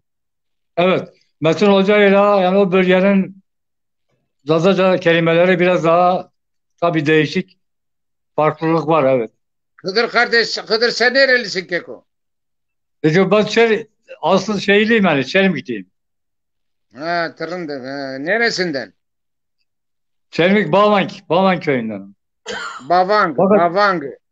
evet, fakat Adana'dayım, yani bu 50 senedir Adanalı oldum. Ha, anladım. Evet. Hani bizim Adana'da da her bölgeden gelen zazalar, işte dediğim gibi daha önce bahsetmiştim. Yani Bingöl tarafından olsun, Elazığ, işte Palo. Tabii biraz yani ağız farklılığı var, fakat Çelmik, Siverek, Gerger hepsi aynı ağız. Aynen. Aynıdır ya. Benim çok tanıdığım var. Çok bir konuştuklarım insanlar var ya. Evet, aynı. O bölge aynı, evet. Yani hani bazıları diyor biz anlamıyoruz, şöyledir böyledir. Mesela ben aslında, aslında sırf şey olsun diye yapıyorlar. Yani böyle hani farklılıklar olsun diye yapıyorlar, biliyor musun? Aslında hepsi de aynıdır. Yani ben o kadar işlerinden kalmışım, o kadar gitmişim, beraber konuşmuşum, o kadar şey yaptım. Fark yok. Yani Evet Hıdır arasında Bey, şudur. Mesela bak biz demiş offset, onlar demişler mahset. Yani arada bir şey var. Ne oldu yine ya? yok bir şey Mahmut bırak. yoktur. Devam Ya bu edin, buyurun. sizinkilere ne oluyor buna? Hiçbir şey olmuyor Metin Bey. Hiçbir şey yok. Ya benimkisi, Yani ben konuşuyorum. Ben karşıda kendimi görüyorum. Siz gözükmüyorsunuz. Siz. Sizin yayınınız zayıftır. Ondan oluyor bura. Sizin yayınınız zayıf olduğunu burada gösteriyor. Evet. Size bir sorumuz olacak. Hıdır Bey'e. Karpuz Zazaca'da ne demek? karpuz zebeş deriz ya. Biz o normal zebeş denir. Kavuna besila deriz. Evet. Devam ediyoruz meyveleri. Meyveler hangisini mesela? Elmas işte. Evet. Üzüm öngürdür. Metin Bira hoş geldin. Hoş bulduk. Merhaba. Ya Şeftali, hepsi şeftali. gidiyor niye? Metin biraz Şeftaliye senin kavuklu. yayının zayıftır, ondan oluyor. Senden riber yoktur, fiber yoktur. Başka yükseltici olsa normal bir şey değil. Yani güzeldir şu anda. Alo Metin Bey? Dinliyorum ya seni. Evet. Sesin geliyor. Geliyor, sesin güzeldir, resim de güzel. خدري ما ترونا وادنا دري پنجا سر وجا دريتي. Panza sarılar var. يا عفرم تو زواني خو نكردو فيدا. Boka mago bir ne ki hayvan boka burayım ya. اما ترونا وجاد من دي يا جوكري بانا. Yani uca iyi ki ama maaşek pero aynı yani pero işte dimli bir. يجينا وجا Yani قسي كردي. pero zazay bir ama işte kaçema yani kaç iyi yapacak pernayına kadar o bir aşağı yukarı ne zaman. اه işte قهرما ويو işte. نكاي Aynen. برا وجادني çirmuk de sük dizi artık dev dizi Türkiye kısı kendi dimliya bana kemi.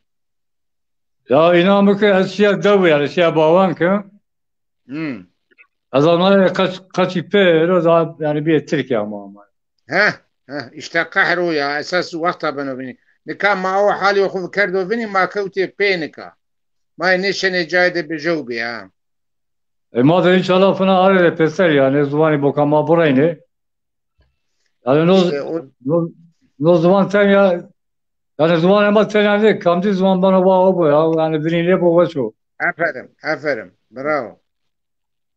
Kamcın zaman ben bu beni ne bu. Hıdır Bey, size bir sorumuz olacak. Sizin torunlarınız var mı?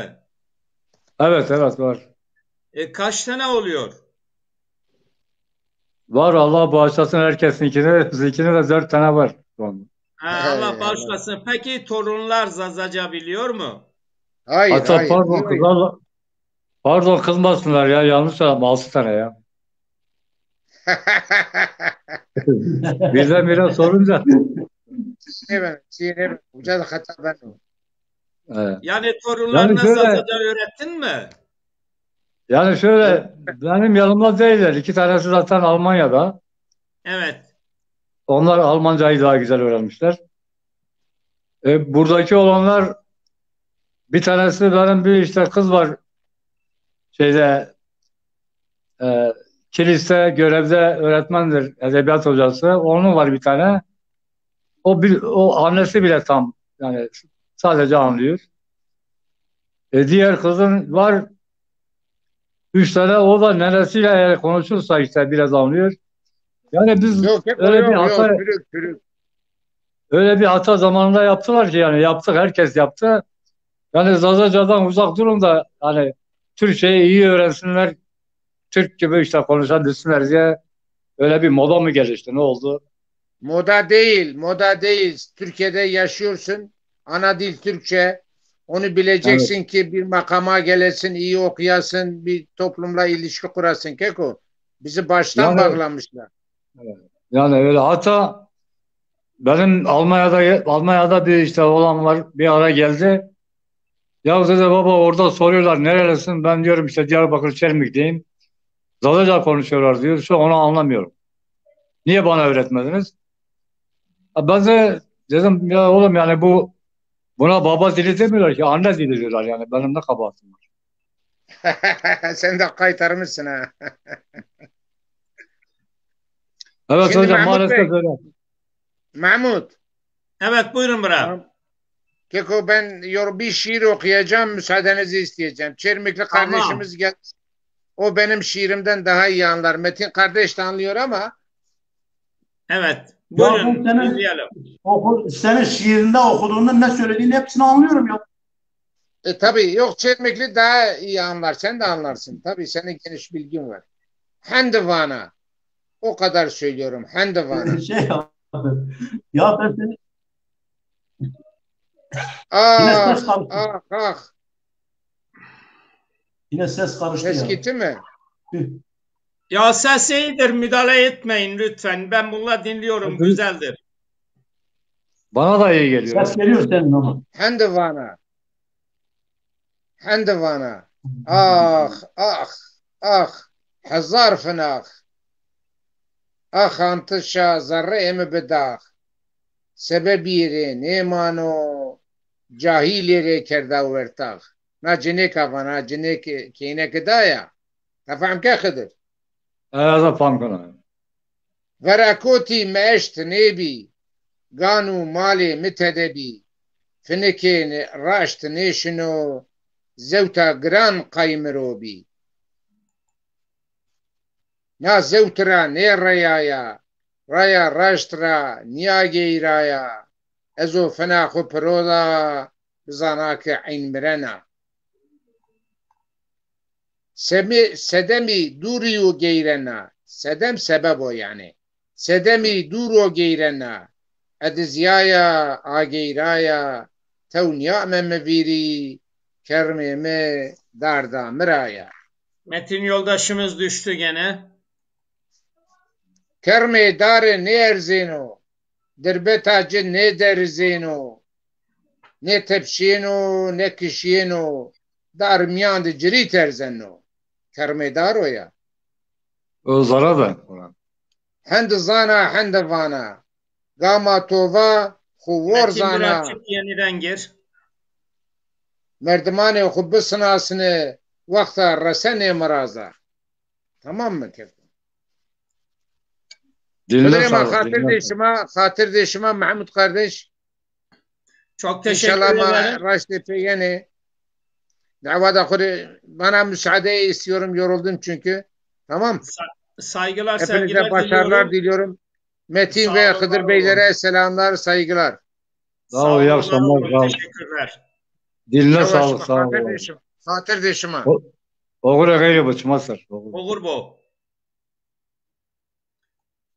Evet Hıdır Bra, Metin'i bekliyoruz. Senin çalışmaların nasıl gidiyor? Bir şiirlerin var. Bu konuda bize yeni bir haber var mı? Tabii biz aynı zamanda Zazaları haberleri de vermek istiyoruz. Hıdır Çeliker Bey'in bir Zazaca şiir kitabı çıkacak. O konuda da birazcık bilgi verir misin? Ya hocam yani inan ki bu şiir kitabı öyle acele etmiyoruz. Hele şu dediğim gibi şeyleri bir toplayalım bir araya. Şu dillerimizi, lehçeyi, ağızları bir araya getirelim de daha sonra. Fakat elbette ki Zazaca belki de hani yayınlayabileceğimiz bir şey yapabileceğimiz şeyler toparlarız da. Fakat şiirler baksana Fahri Hocam giller yapıyorlar zaten gereken şeyleri. O daha sonraki şeyler, o şiirler.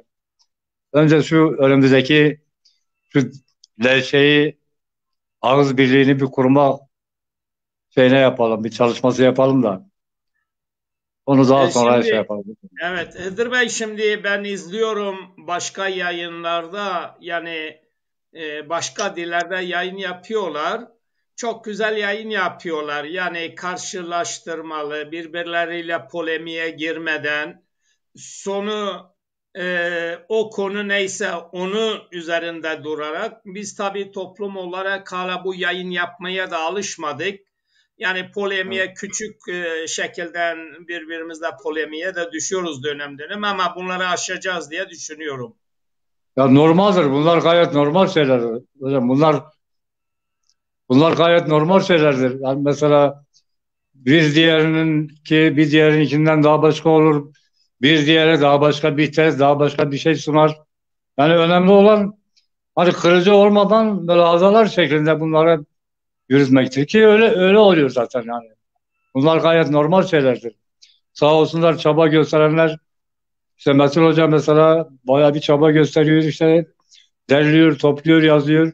Bir başka arkadaş daha kendi bölgesine göre işte bir çalışma yapacak. Nihayetinde bunlar karşılaştırılacak ve bir neticeye bağlanacak bunlar. Bunlar şey değil yani, bunlar mesele değil ki. Evet, Ya Metin Bira'nın çok güzel paylaşımları var resimli olarak. Benden senden bir şey söyleyecektim, unutmuşum ya. Yani o Söyle, Siverek'te buyurun. o açtı. Yok sana demiyorum. Ben o diğer arkadaşa söyledim de Siverek'li arkadaşa da söyleyecektim ya. Ben kafama bir şey takılmıştı dedim. Orada o aşiret var mıdır yok mudur? Tabii çünkü o aşiret zamanında orada beylik kurmuş. Yani orada beylik kurmuş bir aşiret biçimidir orada kurulan. Ama onun ismini Sor bakayım. unuttum. O ismini Sor. unuttum. Bey'e Ben sorabilirsin. Hıdır Bey tanıyor orayı. Hıdır Bey'e sorabilirsin. Bana da sorabilirsin abi. ya ben başka zaman sana söylerim. Onun ismini bilmiyordum. Unutmuşum onun ismini. Neyse. Ben de onun için buraya bakıyorum diyorum. Ben ismini bulabilirim diyorum. O çünkü orada zamanında 11. yüzyılda Siverek bölgesinde oraya hakim olan bir şeydir yani. Bir hanadanlıktır. Bir hanadanlıktır ama işte onu soracaktım sana, unutmuşum, onun ismini söylemişim. Ben bir zaman öğrenirsem sana yine şey yaparım. Bir bakayım Yani yazılarında bir bakayım, çıkarırsam sana söyleyeceğim ben onu. Metin Çünkü ben Hoca oranın tarihini de yazmıştım yani. Biliyor musun? yani o bölgenin zaten O da bir Tabii. Zaza Hanadanı'dır. Daha Anadolu Selçuklu hükümdarı Anadolu Selçuklu hükümdarı gelmeden oranın hakimidir ya. Ya ben bunu çevirmişim, onu şaşırtmıyorum. Biliyor musun? Şimdi şöyle Metin Hoca oranın zaten yerli yani yerleşik belirli aşiretleri vardır. Hangileridir? Ya orada kara geçiler vardır. Kara hanlar vardır. İzol vardır. Bir de karavar vardır. Evet. Başka aşiretler var mı orada? Yani aşiret olarak yani yerleşik köklü aşiretler bunlardır. Evet. Metin Yoldaş'ın şeysi zayıftır internette. İkide bir ne yazık ki düşüyor. Evet. Bir de bunlara ilaveten işte Çelmi'ye doğru olan Hasani aşireti vardır. Ki bunlar o bölgenin şeyleridir yani yerleşik aşiretleridir. Ondan sonra tabii şeye bölünür işte kalenderler vardır. Hani birçok şey yine kollar vardır. Fakat yerleşik olarak Peki Hıdır Bey bunlar nereden gelmişler bu aşiretler sizce? Yani ne zamandan beri orada olmuşlardır? Anlatır mısın? yani bu şeylere biraz hani baktığın zaman yani bir takım işte yazarlar Karageçe aşiretiyle Karakoyunlu aşiretlerinin aynı olduğunu söylerler. İşte bir kısmı Anadolu'nun işlerine doğru yürümüş. İşte Karakoyunlular yani Türk olmuş. Orada kalanlar işte Zaza olmuş. Bunu araştırmacı hocalar bilirler. Yani onu o konuda bir şey Peki söyleyemem. bunlardan tarihi eser olarak araç, gereç ya da resim ya da izler var mı? Yani Siverek'te illaki şeyler vardır. Mesela şairi vardır, yazarları vardır. Ama tam net bilemiyorum. O neydi bir tanesi şu anda hatırlamıyorum. Bir şair var mesela. Tam hatırlayamıyorum. Onun için bir şey söyleyemeyeceğim şimdi. Peki siz hangi aşirete bağlısınız? Sizin aşiret ne kadar zamandır oraya gelmişler? Nereden gelmişler? Yani nereden geldiklerini pek bilemiyoruz. Fakat Hasani aşiretlerinden Hasran derler. Hasranı derler bizim o köylerde. Evet. Yani birkaç köy vardır. Birkaç köy vardır. Onlara işte Hasran derler. Biz yani onlardanız. Diğer tarafta işte dediğim gibi şeyler vardır. İşte bu e, ne derlerdi ona? Kalender derler. Kalenderler var derler. Evet. Ondan sonra bir mesela işte kırvarlar vardır. Hani Karavar dedikleri kırvar aşireti vardır. Evet. Peki Yani, sizin aşiretin bir lideri, bir ağası var mıydı önceden? yani önceden tabii ki varmış yani bu şeyler vardı. Mesela Koranlar derler. Koranlar işte Hasan'ın işte ileri gelen ağaları. Onlar hepsi Ankara'da bürokratlık yapmışlar. Kimisi hani hatta Kızılay Genel Başkanlığı falan ne Velid Köral mı? falan onlar işte onlardır yani. Fakat onlardan yani bölgede kimse kalmadı sanmıyorum. Onlar hep Ankara gibi yerlerdir. Evet. Metin Bey, size yeni link attım. Bir de yeni linkten deneyebilirsin. Evet. Peki şimdi Adana'da 50 senedir Adana'dasınız. Kendi köyünüze gidip geliyor musunuz? Köylülerle bağlarınız var mı? Tabii var canım. Bağlarımız kopuk değil. Gidip geliyoruz. Evet. Peki siz orada göç ettikten sonra orada sizin tarlanız vardı, evleriniz vardı.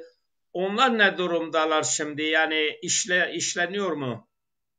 Evet, onları orada halamgiller vardı. Halamgillere onlara devrettik. Devrettik yani. Babalarımız onlara devretmişler. Mal varlığınızı o halana devrettiniz. Peki Adana'da da toprak sahibi oldunuz mu? Burada nasıl geçiniyor Zazalar?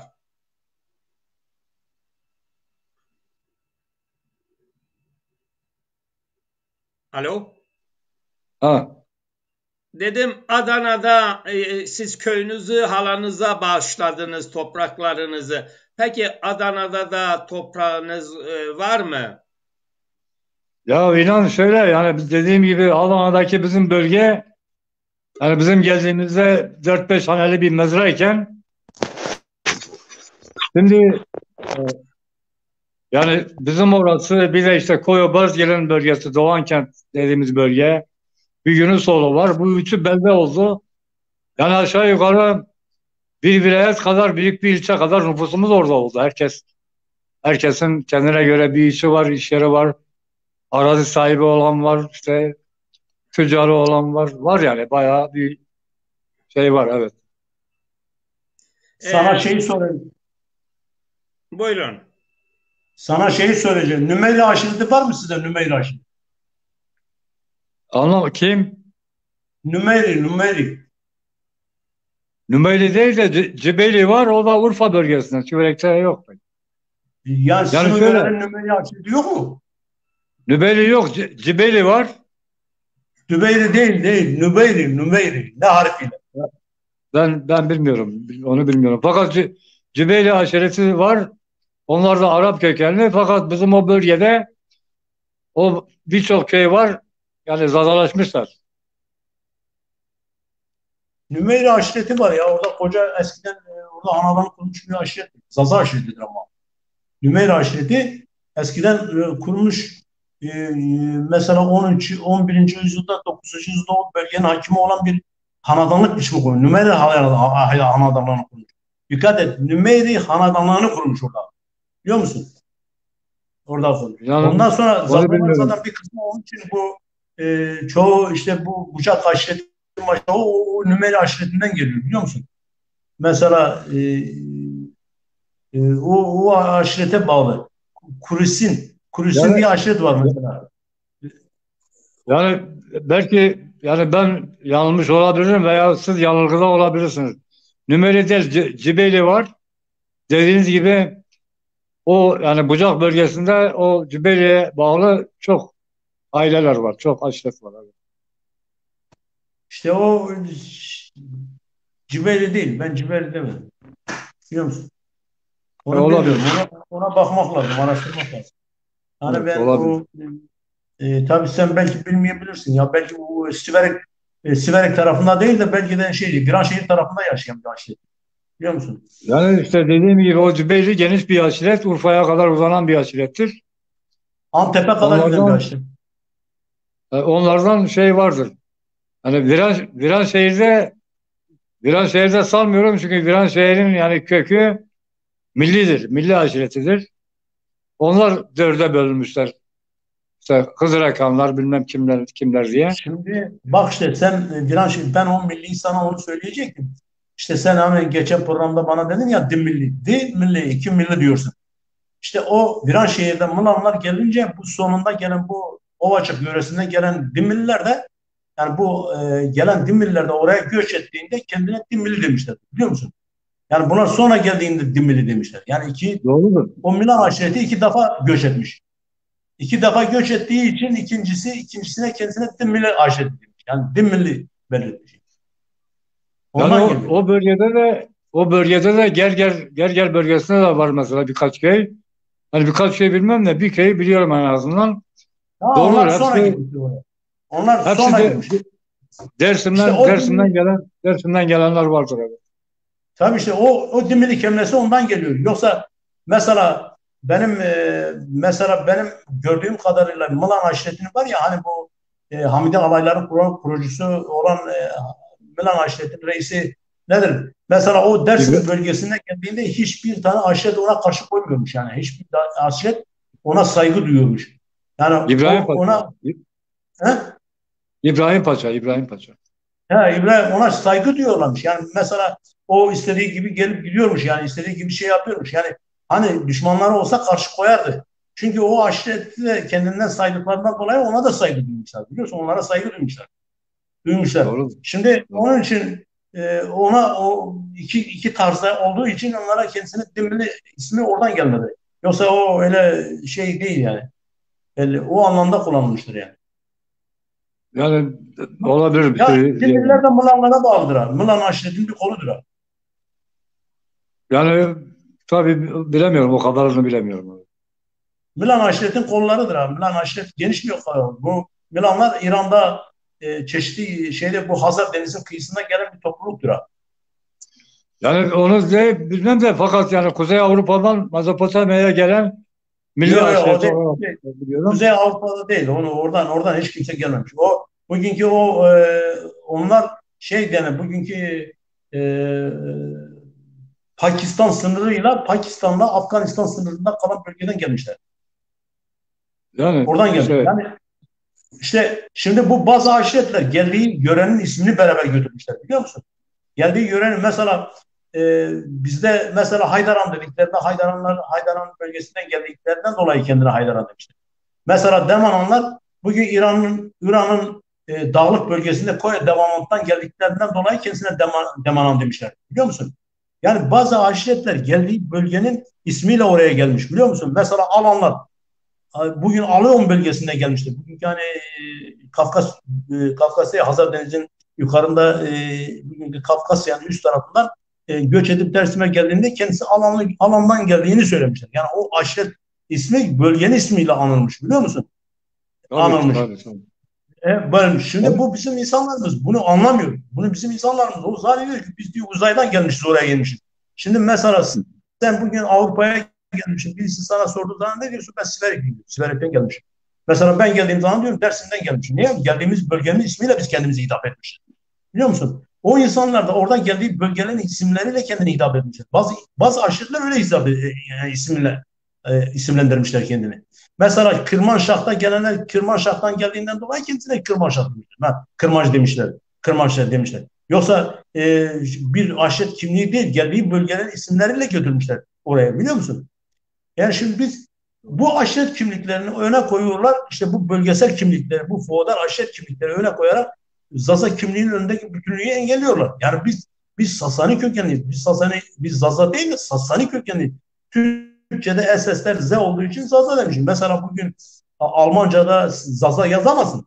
Yani bugün Almanca'da gel bana Zaza yaz. Alman'a söyle sana ya da S'leri S olarak yazıyor. Sasa olarak yazıyor. Mesela bugün Arami dilinde de S'ler Z olarak yani Z olarak SS yazılıyor. Biliyor musun? Yani çoğu dillerde Z kelimesi yerine S yazılıyor. Yani bu tarihte böyledir. Bakın açın, bakın.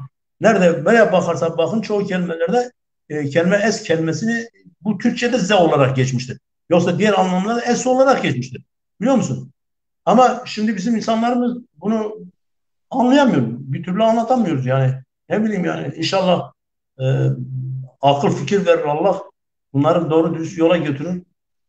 E, daha da doğrusunu bulur, yolunu bulur. Hiç olmazsa Allah yardımcıları olur. Şimdi kardeşim ne anlatıyorsun boştur yani. Boşuna konuşuyorsun. Yani bence insanlara bu Yok. devirde anlatmak çok zor. Olsun boş değildir ya, hiçbir çaba boş değildir. Bu bir Vallahi iyi bir çalışmadır. ben bir insana anlata artık 5 yaşındaki çocuğu anlatamıyorum. Biliyor musun? Yani Yani öyle yapmak gerekiyor yani. Başka öyle kolay değil. Bir hani kaybolması olan bir dili kurtarmak, bir milleti tekrardan yani canlandırmak tabii ki zordur. Kolay olmayacak Ya bunu. kimsenin umurunda değil bak. Yani gerçek söylüyorum. Biz dil biliyoruz. Hani UNESCO'nun belirttiği kaybolan dillerden biridir. Ne yaparsan yapsan yine kaybolacak bir dil. Şimdi kimsenin umurunda değil. Adam diyor ki ya o bana para getiriyor mu getirmiyor. Ben onda para kazanıyorum kazanmıyorum. O dil bana para etmiyor diyor. Ben niye onu okuyayım diyor ya. Ben diyor gider İngilizce Yani, okurum para kazanırım. Ya düşün adamın yani, işine bak ya. Adam ne düşünüyor ya? yani Sen bu işte adama ne diyorsun? dünya o hale gelmiş. Yani birçok insan da ne diyeceksin yani bakıyorsun yani gerçekten hani ne bileyim yani şey durumda yani herkes tedirgin, herkesin bir Şimdi ekonomik kitap durumu kitap yazıyor. Ben adama diyorum ki kitabı Zazaca ile yaz. Diyor yok yok ben ne Zazaca yazdım. Sanki benim kitabımı kimse mi alır okur?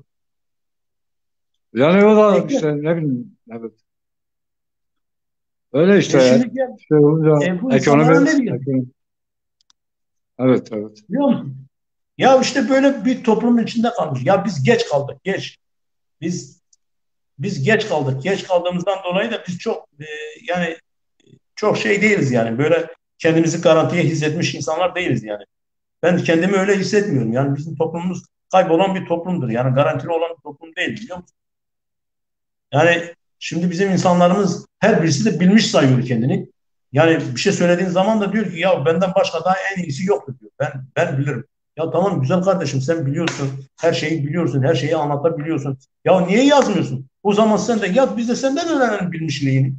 Onu da yazmıyor. Ya tamam iyi güzel biliyorsun. Yaz biz de senden öğrenelim. Belki eksiklerimiz vardır. Belki senden faydalanacak yönlerimiz vardır. Senden bir kelime öğrensek kötü bir şey mi olacak? Senden bir şey öğrensek kötü mü olacak? Sen yaz bizi senden öğrenelim. Onu da yapmıyor. Her şeye alternatif oluyor. Yani muhakkak zıttını yapıyor. Yani zıt olacak muhakkak. Alternatif olacak. Ama Yani ben buna karşı çıkan sırf karşı çıktığından dolayı kendini alim sayıyor. Alim sayıyor ama ortada bir şey yok. Şimdi bu tip insanlar çağımızda çoğalmış. Yalnız bu böyle bir tane değil. Çok insanlar var. Yani bu yemin ederim ben Almanya'dan bu Almanya'ya gelmeden evvel var ya Türkiye'de ben hiç böyle insanlarla denk gelmemiştim. Böyle kolay kolay insanlarla denk gelmemiştim yani. Ya şu Almanya'ya geldiğimde ben yani geldiğime bin pişman oldum. Geldiğime bin pişman oldum. Nasıl pişman oldum? Ya bir tane doğru adam yok içinde. Yalanla, dolanla, kafasında uydurduğu şeylerle hepsi bir cepheden giriyor. Ya şimdi bildiği, gördüğü karayı bile beyaz yapıyor ya. Anlatıncaya kadar deve endekken atlatıyor. Düşün yani. ama ama mücadele edeceksin. Ya olsun bütün insanları aynı şeye koymak Şimdi bu çürümüş, doğru. Yani yozlaşmış, bu çürümüş, yozlaşmış toplumda yani düşün, çürümüş, yozlaşmış toplumda yemekten başka bir şey düşünmeyen, düşünemeyen, üretemeyen, her şeye evet, karşı çıkan, alternatif olan görüntüyle idare eden bir toplumu nasıl sen yola getirebilirsin ya? Biraz zor yani yani bu toplumda. Bu Metin, toplumda bir Metin kültür Hoca üretimi tamam. olması lazım ki bu insanlar yola gelsin. Yani kültürleri kalmamış ya. Yani tamam da kabahat onların değil işte. O hale düşürülmüş yani. O hale düşürülmüşler. O Ya hale kendileri de düşürülmüşler. o hale. Adam sana diyor ya diyorsun ki niye yazmıyorsun böyle bir ya siktir et diyor. O sanki bana ne kazan onu bilsem ne olur ne bilmesem ne olur. Ha. Yani işte bir tarafta para etmediği için bir şeye yaramadığı düşünüyor. Ne bileyim işte yani yok işte Ya dedim sen ya ona her ne türlü diyorsun? yani Benim yok yerimde edilmiş. olsan sen ne dersin onu? İdare şey yapacaksın yani biraz sabır gerekiyor, çaba gerekiyor, mücadele gerekiyor. Ya keşke öyle Yani en olsa. azından e, gençler yani bu kabahat hepimizde az önce dedin ya işte yozlaşmışız, kaybolmuşuz, geç kalmışız. Tamam da yani kabahat demek bizim gibilerde de var. Hani bizde de var. Ha belki Ya vallahi gençlerde bak ilgi duyanlar olur.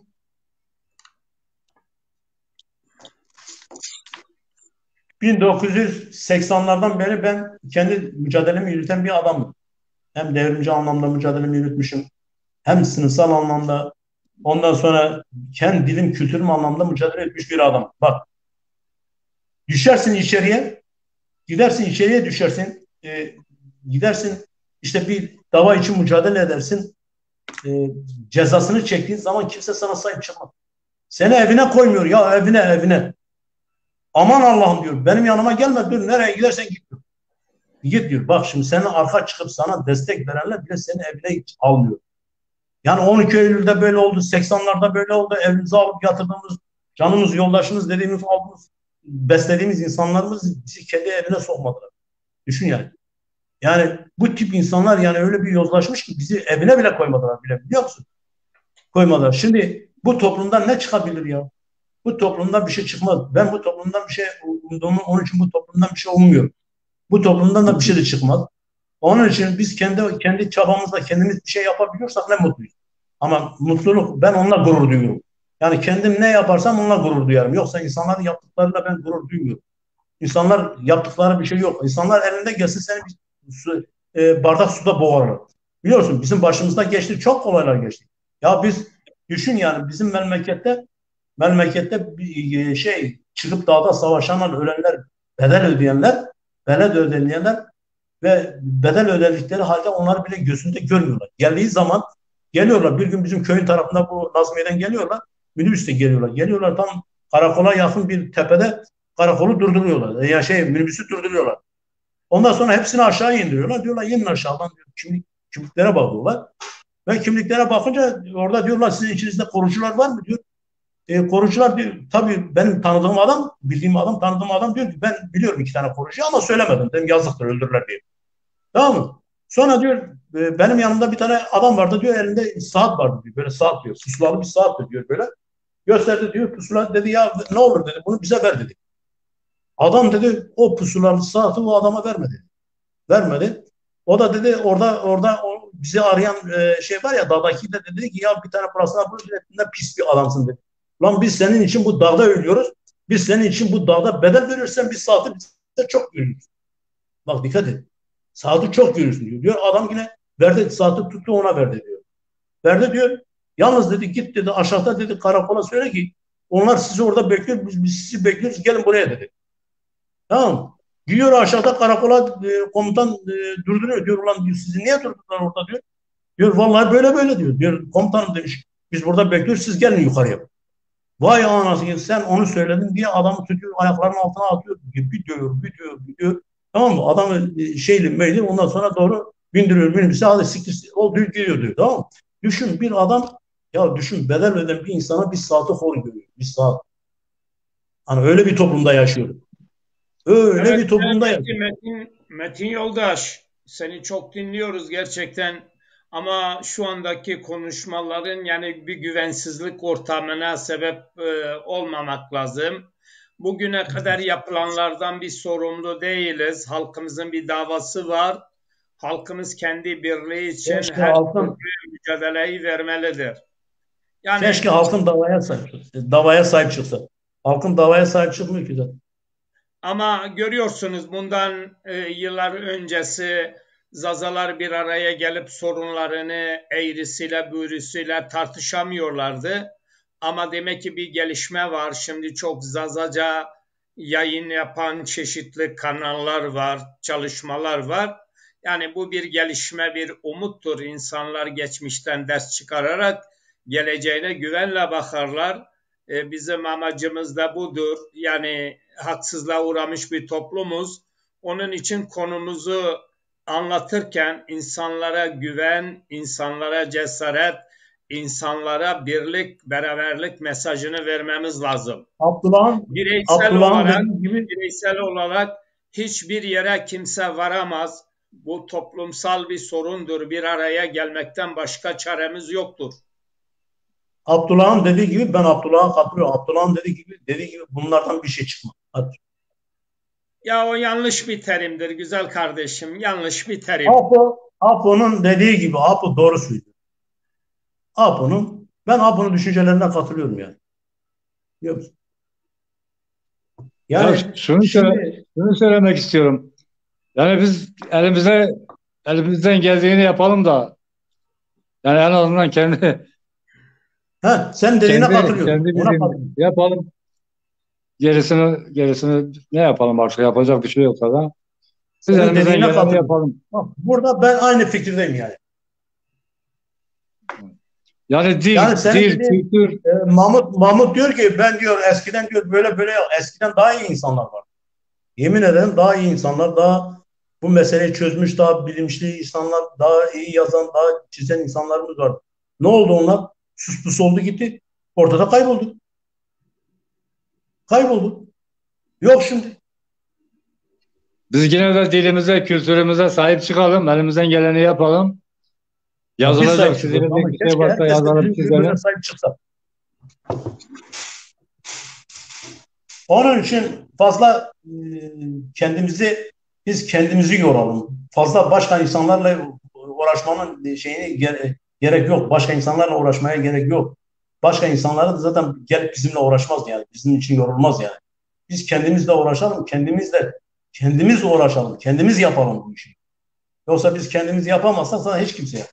Şimdi Mahmut olmasa Mahmut'un dışında kim yapacak yani? Böyle Mahmut şimdi bu televizyonda bu canlı yayını yapmasa kim yapacak? Sağ olsun, sağ olsunlar, evet, işte bir takım İşte ben insanlar onun için diyorum. Bak yapıyorlar. işte Mahmut bir insana ihtiyacımız var. Keşke herkes böyle çok insanlara ihtiyacımız olabilse.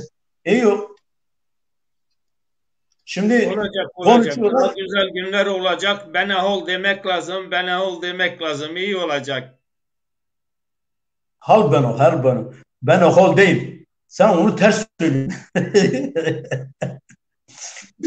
Ben o hal benim. Zonumar ben o hal. Benim hol ben o değil. Sen anlamıyorsun, ben benahol dedim. Bırak, ol bena demedim ya. Niye böyle karışıklık çıkarıyorsun? Anlamak zor. Yo ama ters söyleme, doğrusunu söyle. Benaholdur kardeşim doğrusu. Ben o hal değil. Ya Metin Yoldaş, buyurun seni dinleyelim. Beni ne dinleyeceğim? Ya şimdi Haftaya ben gene bir program şimdi yapalım Zazaca terimler üzerine, ama biraz daha disiplin, biraz daha araştırmalı, resimli, e, bu işleri böyle götürmek lazım. Yani bir şimdi programla, ben iki programla, üç programla verimli olmak biraz zor. Çok programlar, çok insanları katmak lazım. Evet. Ya şimdi ben aslında burada söylemek istediğim şu şey. Ya biz yani ben böyle üzülüyorum bazen şahsen kendim, yani belki siz beni anlamıyorsunuz ama ben bazen üzülüyorum böyle. Yani bizim bu insanlarımız bile kendi insanlarımız kendi karmaşaklığını bile çözememiş ya. Ben ona üzülüyorum, biliyor musun? Neye üzülüyorum? Biz bir birlik olacağımıza, biz bir bütünlük yaratacağımıza, bir dilde, kültürde, tarihte, her alanda bütünlük yaratacağımıza biz dededen babadan kalmış nifakları ortamıza koyuyoruz. Dededen babadan kalmış masalları kendi içimizde söyleyip oyalıyoruz kendi kendimizi. Ya biz bir kere dedemiz babamız cahil bir insanlardı. Yani okumuş yazmış bilmeyen insanlardı. Kimin ne olduğunu ne bilecekti. Şimdi kimin ne olabilecek? Sen onlara bakarsan, kalkıp onlara bakarak biz kendimizi, kimliğimizi koyarsak önümüze, kendi tarihimizi onlara bakarak söylersek biz bir bütün olamayız. Yani biraz zordur yani bu işler olamayız. Biz onun için bir bütün olabilmek için üst kimliğimiz nedir? Zazadır. Biz zazalığı kabul ederek üst kimlikte bir bütün olmak zorundayız. Bir bütünlüğümüzü zazacılıktan, zaza kimliği üzerinde bütün olmam. Zaza nedir? Sasa nedir? Biz atalarımız nasıl bir kimlik üzerinde bütünleşmişse biz de o kimlik üzerinde bütünleşelim. Ama ne yazık ki ben bakıyorum böyle bizim insanlarımız kendine zaza diyen insanlar da bu kimlikte bütünleşmiyor. Metin Yoldaş, çok teşekkür. Tekrar bir programlar yapacağız. Oradan konuşacaksınız sazlı sözlü. Hıdır Bey, bir gelecek için nasıl bir yayın yapmalı, zazalara verimli olmak için önerileriniz nelerdir? Yani, tabii ki sizin yani düşünceleriniz daha iyi düşünüyorsunuzdur. Daha iyi şeyler düşünüyorsunuz da bu dil konusunda, bu lehçe ağız konusunda, yani lehçe değil de ağız birliği konusunda yani çalışma olsa biraz daha faydalı olacak gibi. Yani birçok kelimeler var, bilemiyoruz yani dilimize karışmış veyahut da biz işte karıştırıp söylüyoruz. Yani biraz daha dil özüne dönse, ayrıştırılsa yabancı kelimelerden, diğer ağız farkları biraz daha birleştirilse daha faydalı olacak gibi düşünüyorum. Mahmut Metin hocam da biraz isyan ediyor gibi bir hali var. Fakat kimsenin emeği boşa gitmez. İleride yani bu yaptıklarınız illaki takdir edilecektir, illaki anılacaktır. Yani bu bir ibadet gibi bir şeydir bence, yani ben öyle görüyorum. Yani yok olmak üzere olan bir dili tekrardan kurtarmak, kelimeleri bir araya getirmek, yeniden bütünleştirmek, yani bunlar güzel bir çalışmalardır. Şimdi Bunlar hayırlı sen adımlar. benim yanımda olsaydın, burada olsaydın. Ya Şimdi sen, burası da öyle, burası oradan geri mi? Yan Evet. yanasınız Metin Bey, yan yanasınız. Onun için yani kimseye kızıp da başkalarına kızıp da böyle yapmak şey değil, yani soğumamak lazım. Yani kim ne yaparsa, kim ne ederse kendisine yapar. Kim çaba gösterirse o yine kendisinedir. O takdiri yine o alacaktır.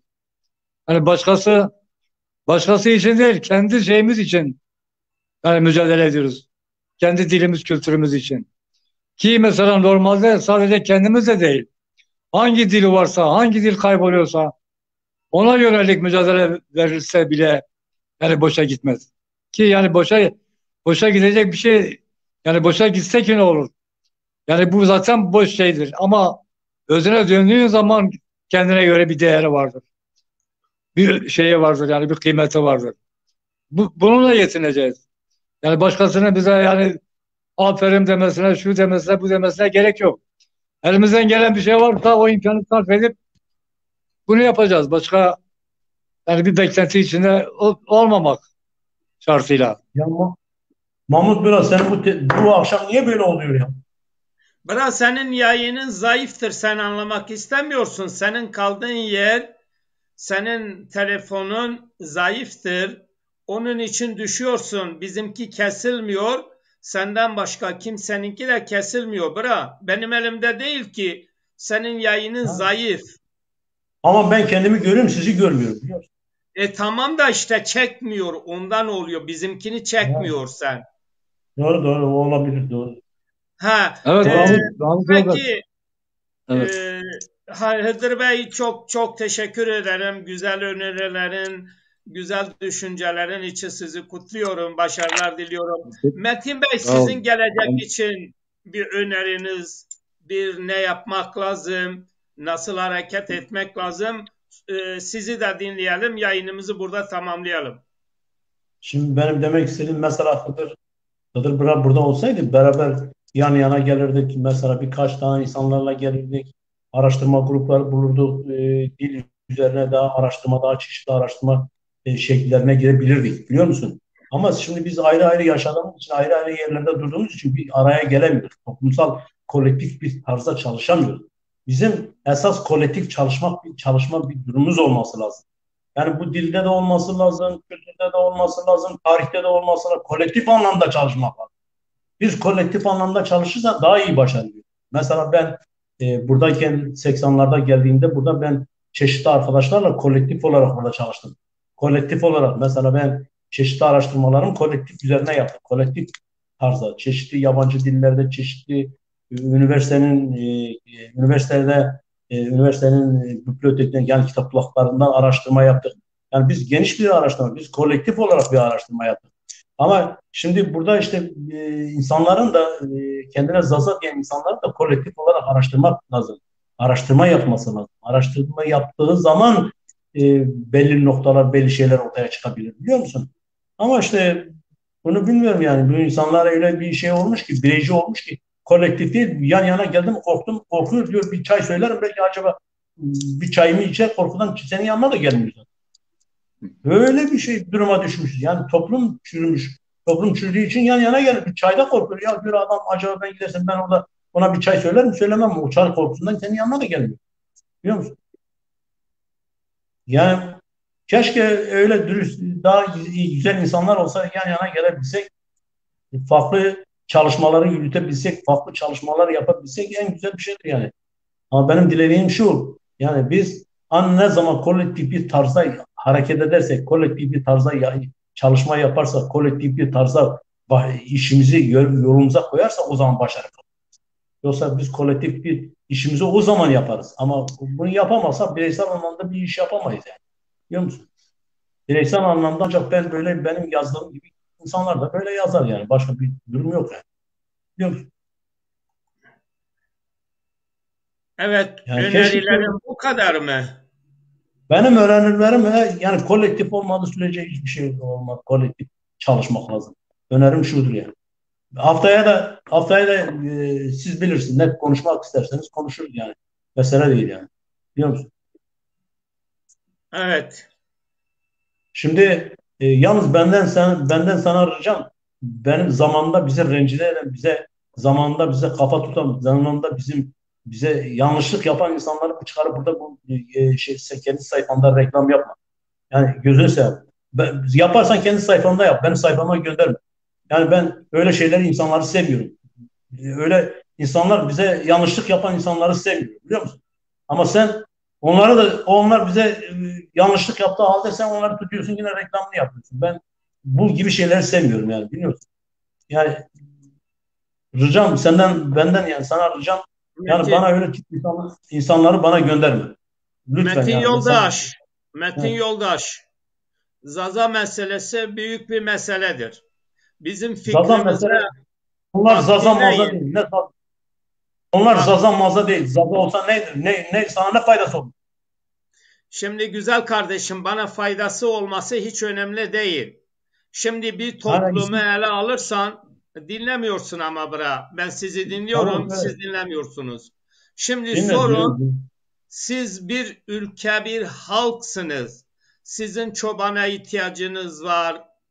Hatta dolandırıcıya bile ihtiyacınız var. Hırsızı var, yolsuzu var, arsızı var, iyisi var. Sen bunu hırsız diye idam edemezsin. Onu da göreceksin, onu eğiteceksin, onu kazanacaksın. Bu yolsuz diye bunu öldüremezsin, bunu yeniden kazanmaya çalışacaksın. Şimdi bizim ilgilendiğimiz arkadaşlarda bize ters düşenler var ama biz o terslerimizi de konuşturarak onların yanlışlarını ortaya koyarak paylaşmalıyız halkımızla. Yani bu benim fikrimde değil, bunu dışlayamayız, bu yanlış ama siz bir partiniz olur, Metin Daşkın bir parti kurarsınız, o partide ideolojik birlik şarttır. Yani bu gereklidir, ben desteklerim. Ama biz televizyon yayını olarak biz bir parti savunmuyoruz. Kendimize özgü bir görüşümüz vardır. Ama insanların bizim görüşümüze ters çıkanları da Zazakistan TV diyoruz. Bu bütün Zaza insanları buraya eğrisiyle doğrusuyla çıkmalıdır, konuşmalıdır derim. Ben şimdi sana televizyondan bahsetmedim. Sana tutuyorsun beş para atmayan insanları reklamını yapıyorsun. Ben ona kızıyorum. Şimdi neden kızıyorum? Şimdi sen tahmin ettiğim kadarıyla sen toplumsal bir yaşamın içinde yaşamamışsın Mahmut. Yani sen insanların ne olduğunu görmemişsin. Belli bir noktada kalmışsın. Belli noktanın kendi yanında, çevrende, sağında, solundakini görmüşsün. Ama ilerisinde, gerisinde ne olduğunu anlamamışsın sen. Sen biraz Ya, toplumun içine gir, bak toplumun ne ya olduğunu anlarsın. Şimdi vallahi toplumun yok. içine girdin. Bak Mahmut Bırak, ben Vallahi sana bunu söylemişim ama gün gelir anlarsın benim ne dediğimi anlarsın. Ama Metin toplumun içine Yoldaş, girecek, toplumu al. Şimdi sana ikiyüzlülük yapan, sana kalleşlik yapan, sana orada burada seni orada burada rencide eden insanlarla sen ne işin olabilir ya? Metin Yoldaş, doğru duvar yıkılmaz. Biz doğru yolda olduğumuza inanıyoruz. O yapanlar kendileri hataları da onları bağlar. Yani şimdi ben size başkasına haksızlık yaparsam bunu belgelemem lazım. Samimi davranmam lazım. Haliyle ben yayın yapıyorum. Ben siyasi faaliyet sürdürüyorum. Bana karşı insanlar benim fikrimde olmak zorunda değil. Bana karşı gelirler. Yani o da onların hakkıdır. O da onların yanlışlığının hakkı. Yanlış adamların bile hakları var. Yani bunun için biraz geniş olalım. Biraz Yok geniş yok, olalım. ben yani lütfen beni o tip insanlarla beraber yani fotoğrafını da onlarla beraber yayınla. Yani Ya lütfen beni kardeşim öyle. malzememiz budur. Güzel kardeşim Yok yok malzememiz yok bizim. beni yanlama. Yani kendini koy yayınla, tamam, ben bir şey demiyorum. Başkasını koy yayınla, beni koyma öyle. Metin Ben Yoldaş ben kimi karar istemiyorsun? Niye istemiyorsun? ben Açıklar ben mısın? benim Gerçi için var ya, benim Mahmut için Yoldaş, benim kararlı ve dürüst insanlara ihtiyacım var. Benim öyle üç kağıtçı, lale tayımlı, sözde zazaçı olan insanlara ihtiyacım yok. Sırf göstermelik, sırf kendini beğendirmek, sırf kendini bir yerlere sokabilmek için, reklamcılık yapmak için, medyatik olmak için bu tip insanlara ihtiyacım yok kardeşim. Gözünü seveyim sen. Peki Ben Hıdır öyle. Bey sen ne düşünüyorsun? Bizim konuşmalarımızdan ne çıkarıyorsun? ben size uzak olduğum için bir şey bilemiyorum. İlla ki vardır aranızda bir takım meseleler, bunu kendi aranızda çözeceksiniz. Bilemiyorum bunu. Ben iyi akşamlar dileyim, iyi geceler dileyim. Siz şey yaparsınız, tartışırsınız, halledersiniz. Tartışarak, Peki Ya biz de mülaza bakalım. ederek, mülaza Biz ederek bu de işleri bakalım. halledeceksiniz eminim. inşallah. Ya bizim kızma taraftarımız yok Hıdır Bey. Şimdi Hıdır Hoca, bizim kızma taraftarımız yok. Benim tek kızdığım taraf şu. Yani sana yanlışlık yapan insanlarla aynı yine getirip beni onların kefesine koymanı ben istemiyorum, biliyor musun? Yani sana yanlışlık yapmış, seni arkadan vurmaya çalışmış, sen yine getiriyorsun onu bize yapıştırıp bizim reklam aracını yapıyorsun. Yani bu güzel değil. Yani ben bunu tavsiye etmiyorum yani. Açıkçası söyleyeyim. Yani. Ya Metin Yoldaşım bilmiyorum kimi kastediyorsun. İnsanlar hata yapabilir, Var hepsi. düzelebilir. Bunlar normaldir. Senin dediğin fotoğrafların hepsi. O fotoğrafları koymuşsun, içine getirmişsin. Ne kadar fotoğrafları koydukları içinde vardır. Gülenler vardır, bilmiyorum işte Eren vardır, bilmiyorum kim vardır. Hepsini götürmüşsün, fotoğrafını koymuşsun oraya. Onları şey yapıyorsun. Yani ne onları koyuyorsun ya? Onlar bitti gitti ya, onlar peşinden niye koşuyorsun? Boş ver, siktir et. Onlar ne Yo, ben yaparsa yapsın. koşmuyorum. Ben koşmuyorum yoldaş. Yani yapılması gerekeni yapmaya çalışıyorum. Ya yok Zamanla ya, da siz aman. de beni anlarsınız ne Ben, demek yaptığımı Şimdi siz de anlarsınız. onlar gelseler Mahmut abi senin yanından, sen hemen koşup sarılırsın. Ya ben herkesi Bilmiyorum. öperim. Herkes bizim halkımızdır. Keşke gelip birleşsinler ya. Bir de demin diyorsun ilke diyorsun. Demek ki ilkesizsin. Onun için öpüyorsun. Ya şimdi Metin Yoldaş, ben sana güzel bir örnek vereceğim. Sizin 3 tane yaramaz çocuğunuz var. Haliyle bu yaramaz çocukları günün birinden özür dilerler. Bunları seversin yani safta şey demezsin ki. Niye ben onlara güvenecek değilim? Sevsem de güvenecek değilim. Halkımızdır sonuçta halk bizi söver de Ya döver de sen canı daha sağ olsun ne halkımızı, yapıyoruz? sen daha halkını toplamamışsın. Halkın nerededir? Halkımız var halkımız vardır. Vallahi çok güzel halkımız var. Ya halkın yok, yok. Halkın yok senin. Ne şimdi sen desen ben Zaza halkıyım. Birisi diyor ki ben Zazalığı, kimse Zazalığı kabul etmiyor ya. Ya bir insanlar Zazakistan televizyonuna çıkarsa o ne derse desin sen gerisini boş ver. Zaza İslam televizyonu.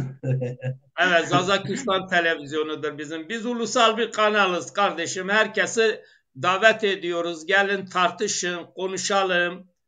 Efendime söyleyeyim ama bir takım siyasi çelişkilerimiz de olabilir, eksikler de olabilir. Onlar ayrı zamanlarda Sen tartışırız. daha Yani sen daha yeri gelir. sen daha aşiret feodal kimlikleri çözememişsin, halklaşmamışsın. Belki nerede ulusal olasın. Ya burası size göre öyledir. Ne yapalım? Siz bizi böyle değerlendiriyorsunuz. Ben size de teşekkür ederim. Kıdır biraz söylesin. Daha halklaşmamışız. Daha halklaşmamışız. Ulusal kültürel kimliklerimizi, Ya, aşiret kimliklerimizi daha atmamışız ortaya. olsun olsun, ben hepinizin emeklerinize teşekkür ediyorum. Hepinizin elinize emeğinize sağlık. Hep, Sağ olasın. Sağ olasın. herkes elinden geleni yapıyorsunuz. Bu Oldu benim de tartışmalar ben da de olacak her türlü. zaten yorgun bırakmak istiyorum da işte burada bizi seyredenler, bizi dinleyenler için onlara iyi akşamlar dilerim. Sevgiler ve saygılar iletirim. Ve sevasma her bu artık başka Allah bir zaman ne yapalım yani. Artık yanlışlarımızla bunlar doğrularımızla bir her, halletmek zorundayız her, yani. Her doğum sancılı olur. Bu işler böyle olur. Bu işler öyle kolay değil. Aynen, aynen. Hadi hayırlı geceler diliyorum hepinize. Ben de İyi diyeceğim. geceler Hayırlı diliyorum. geceler. Saygılar, Hayırlı sevgiler. geceler. Sağ olun. Sağ olun.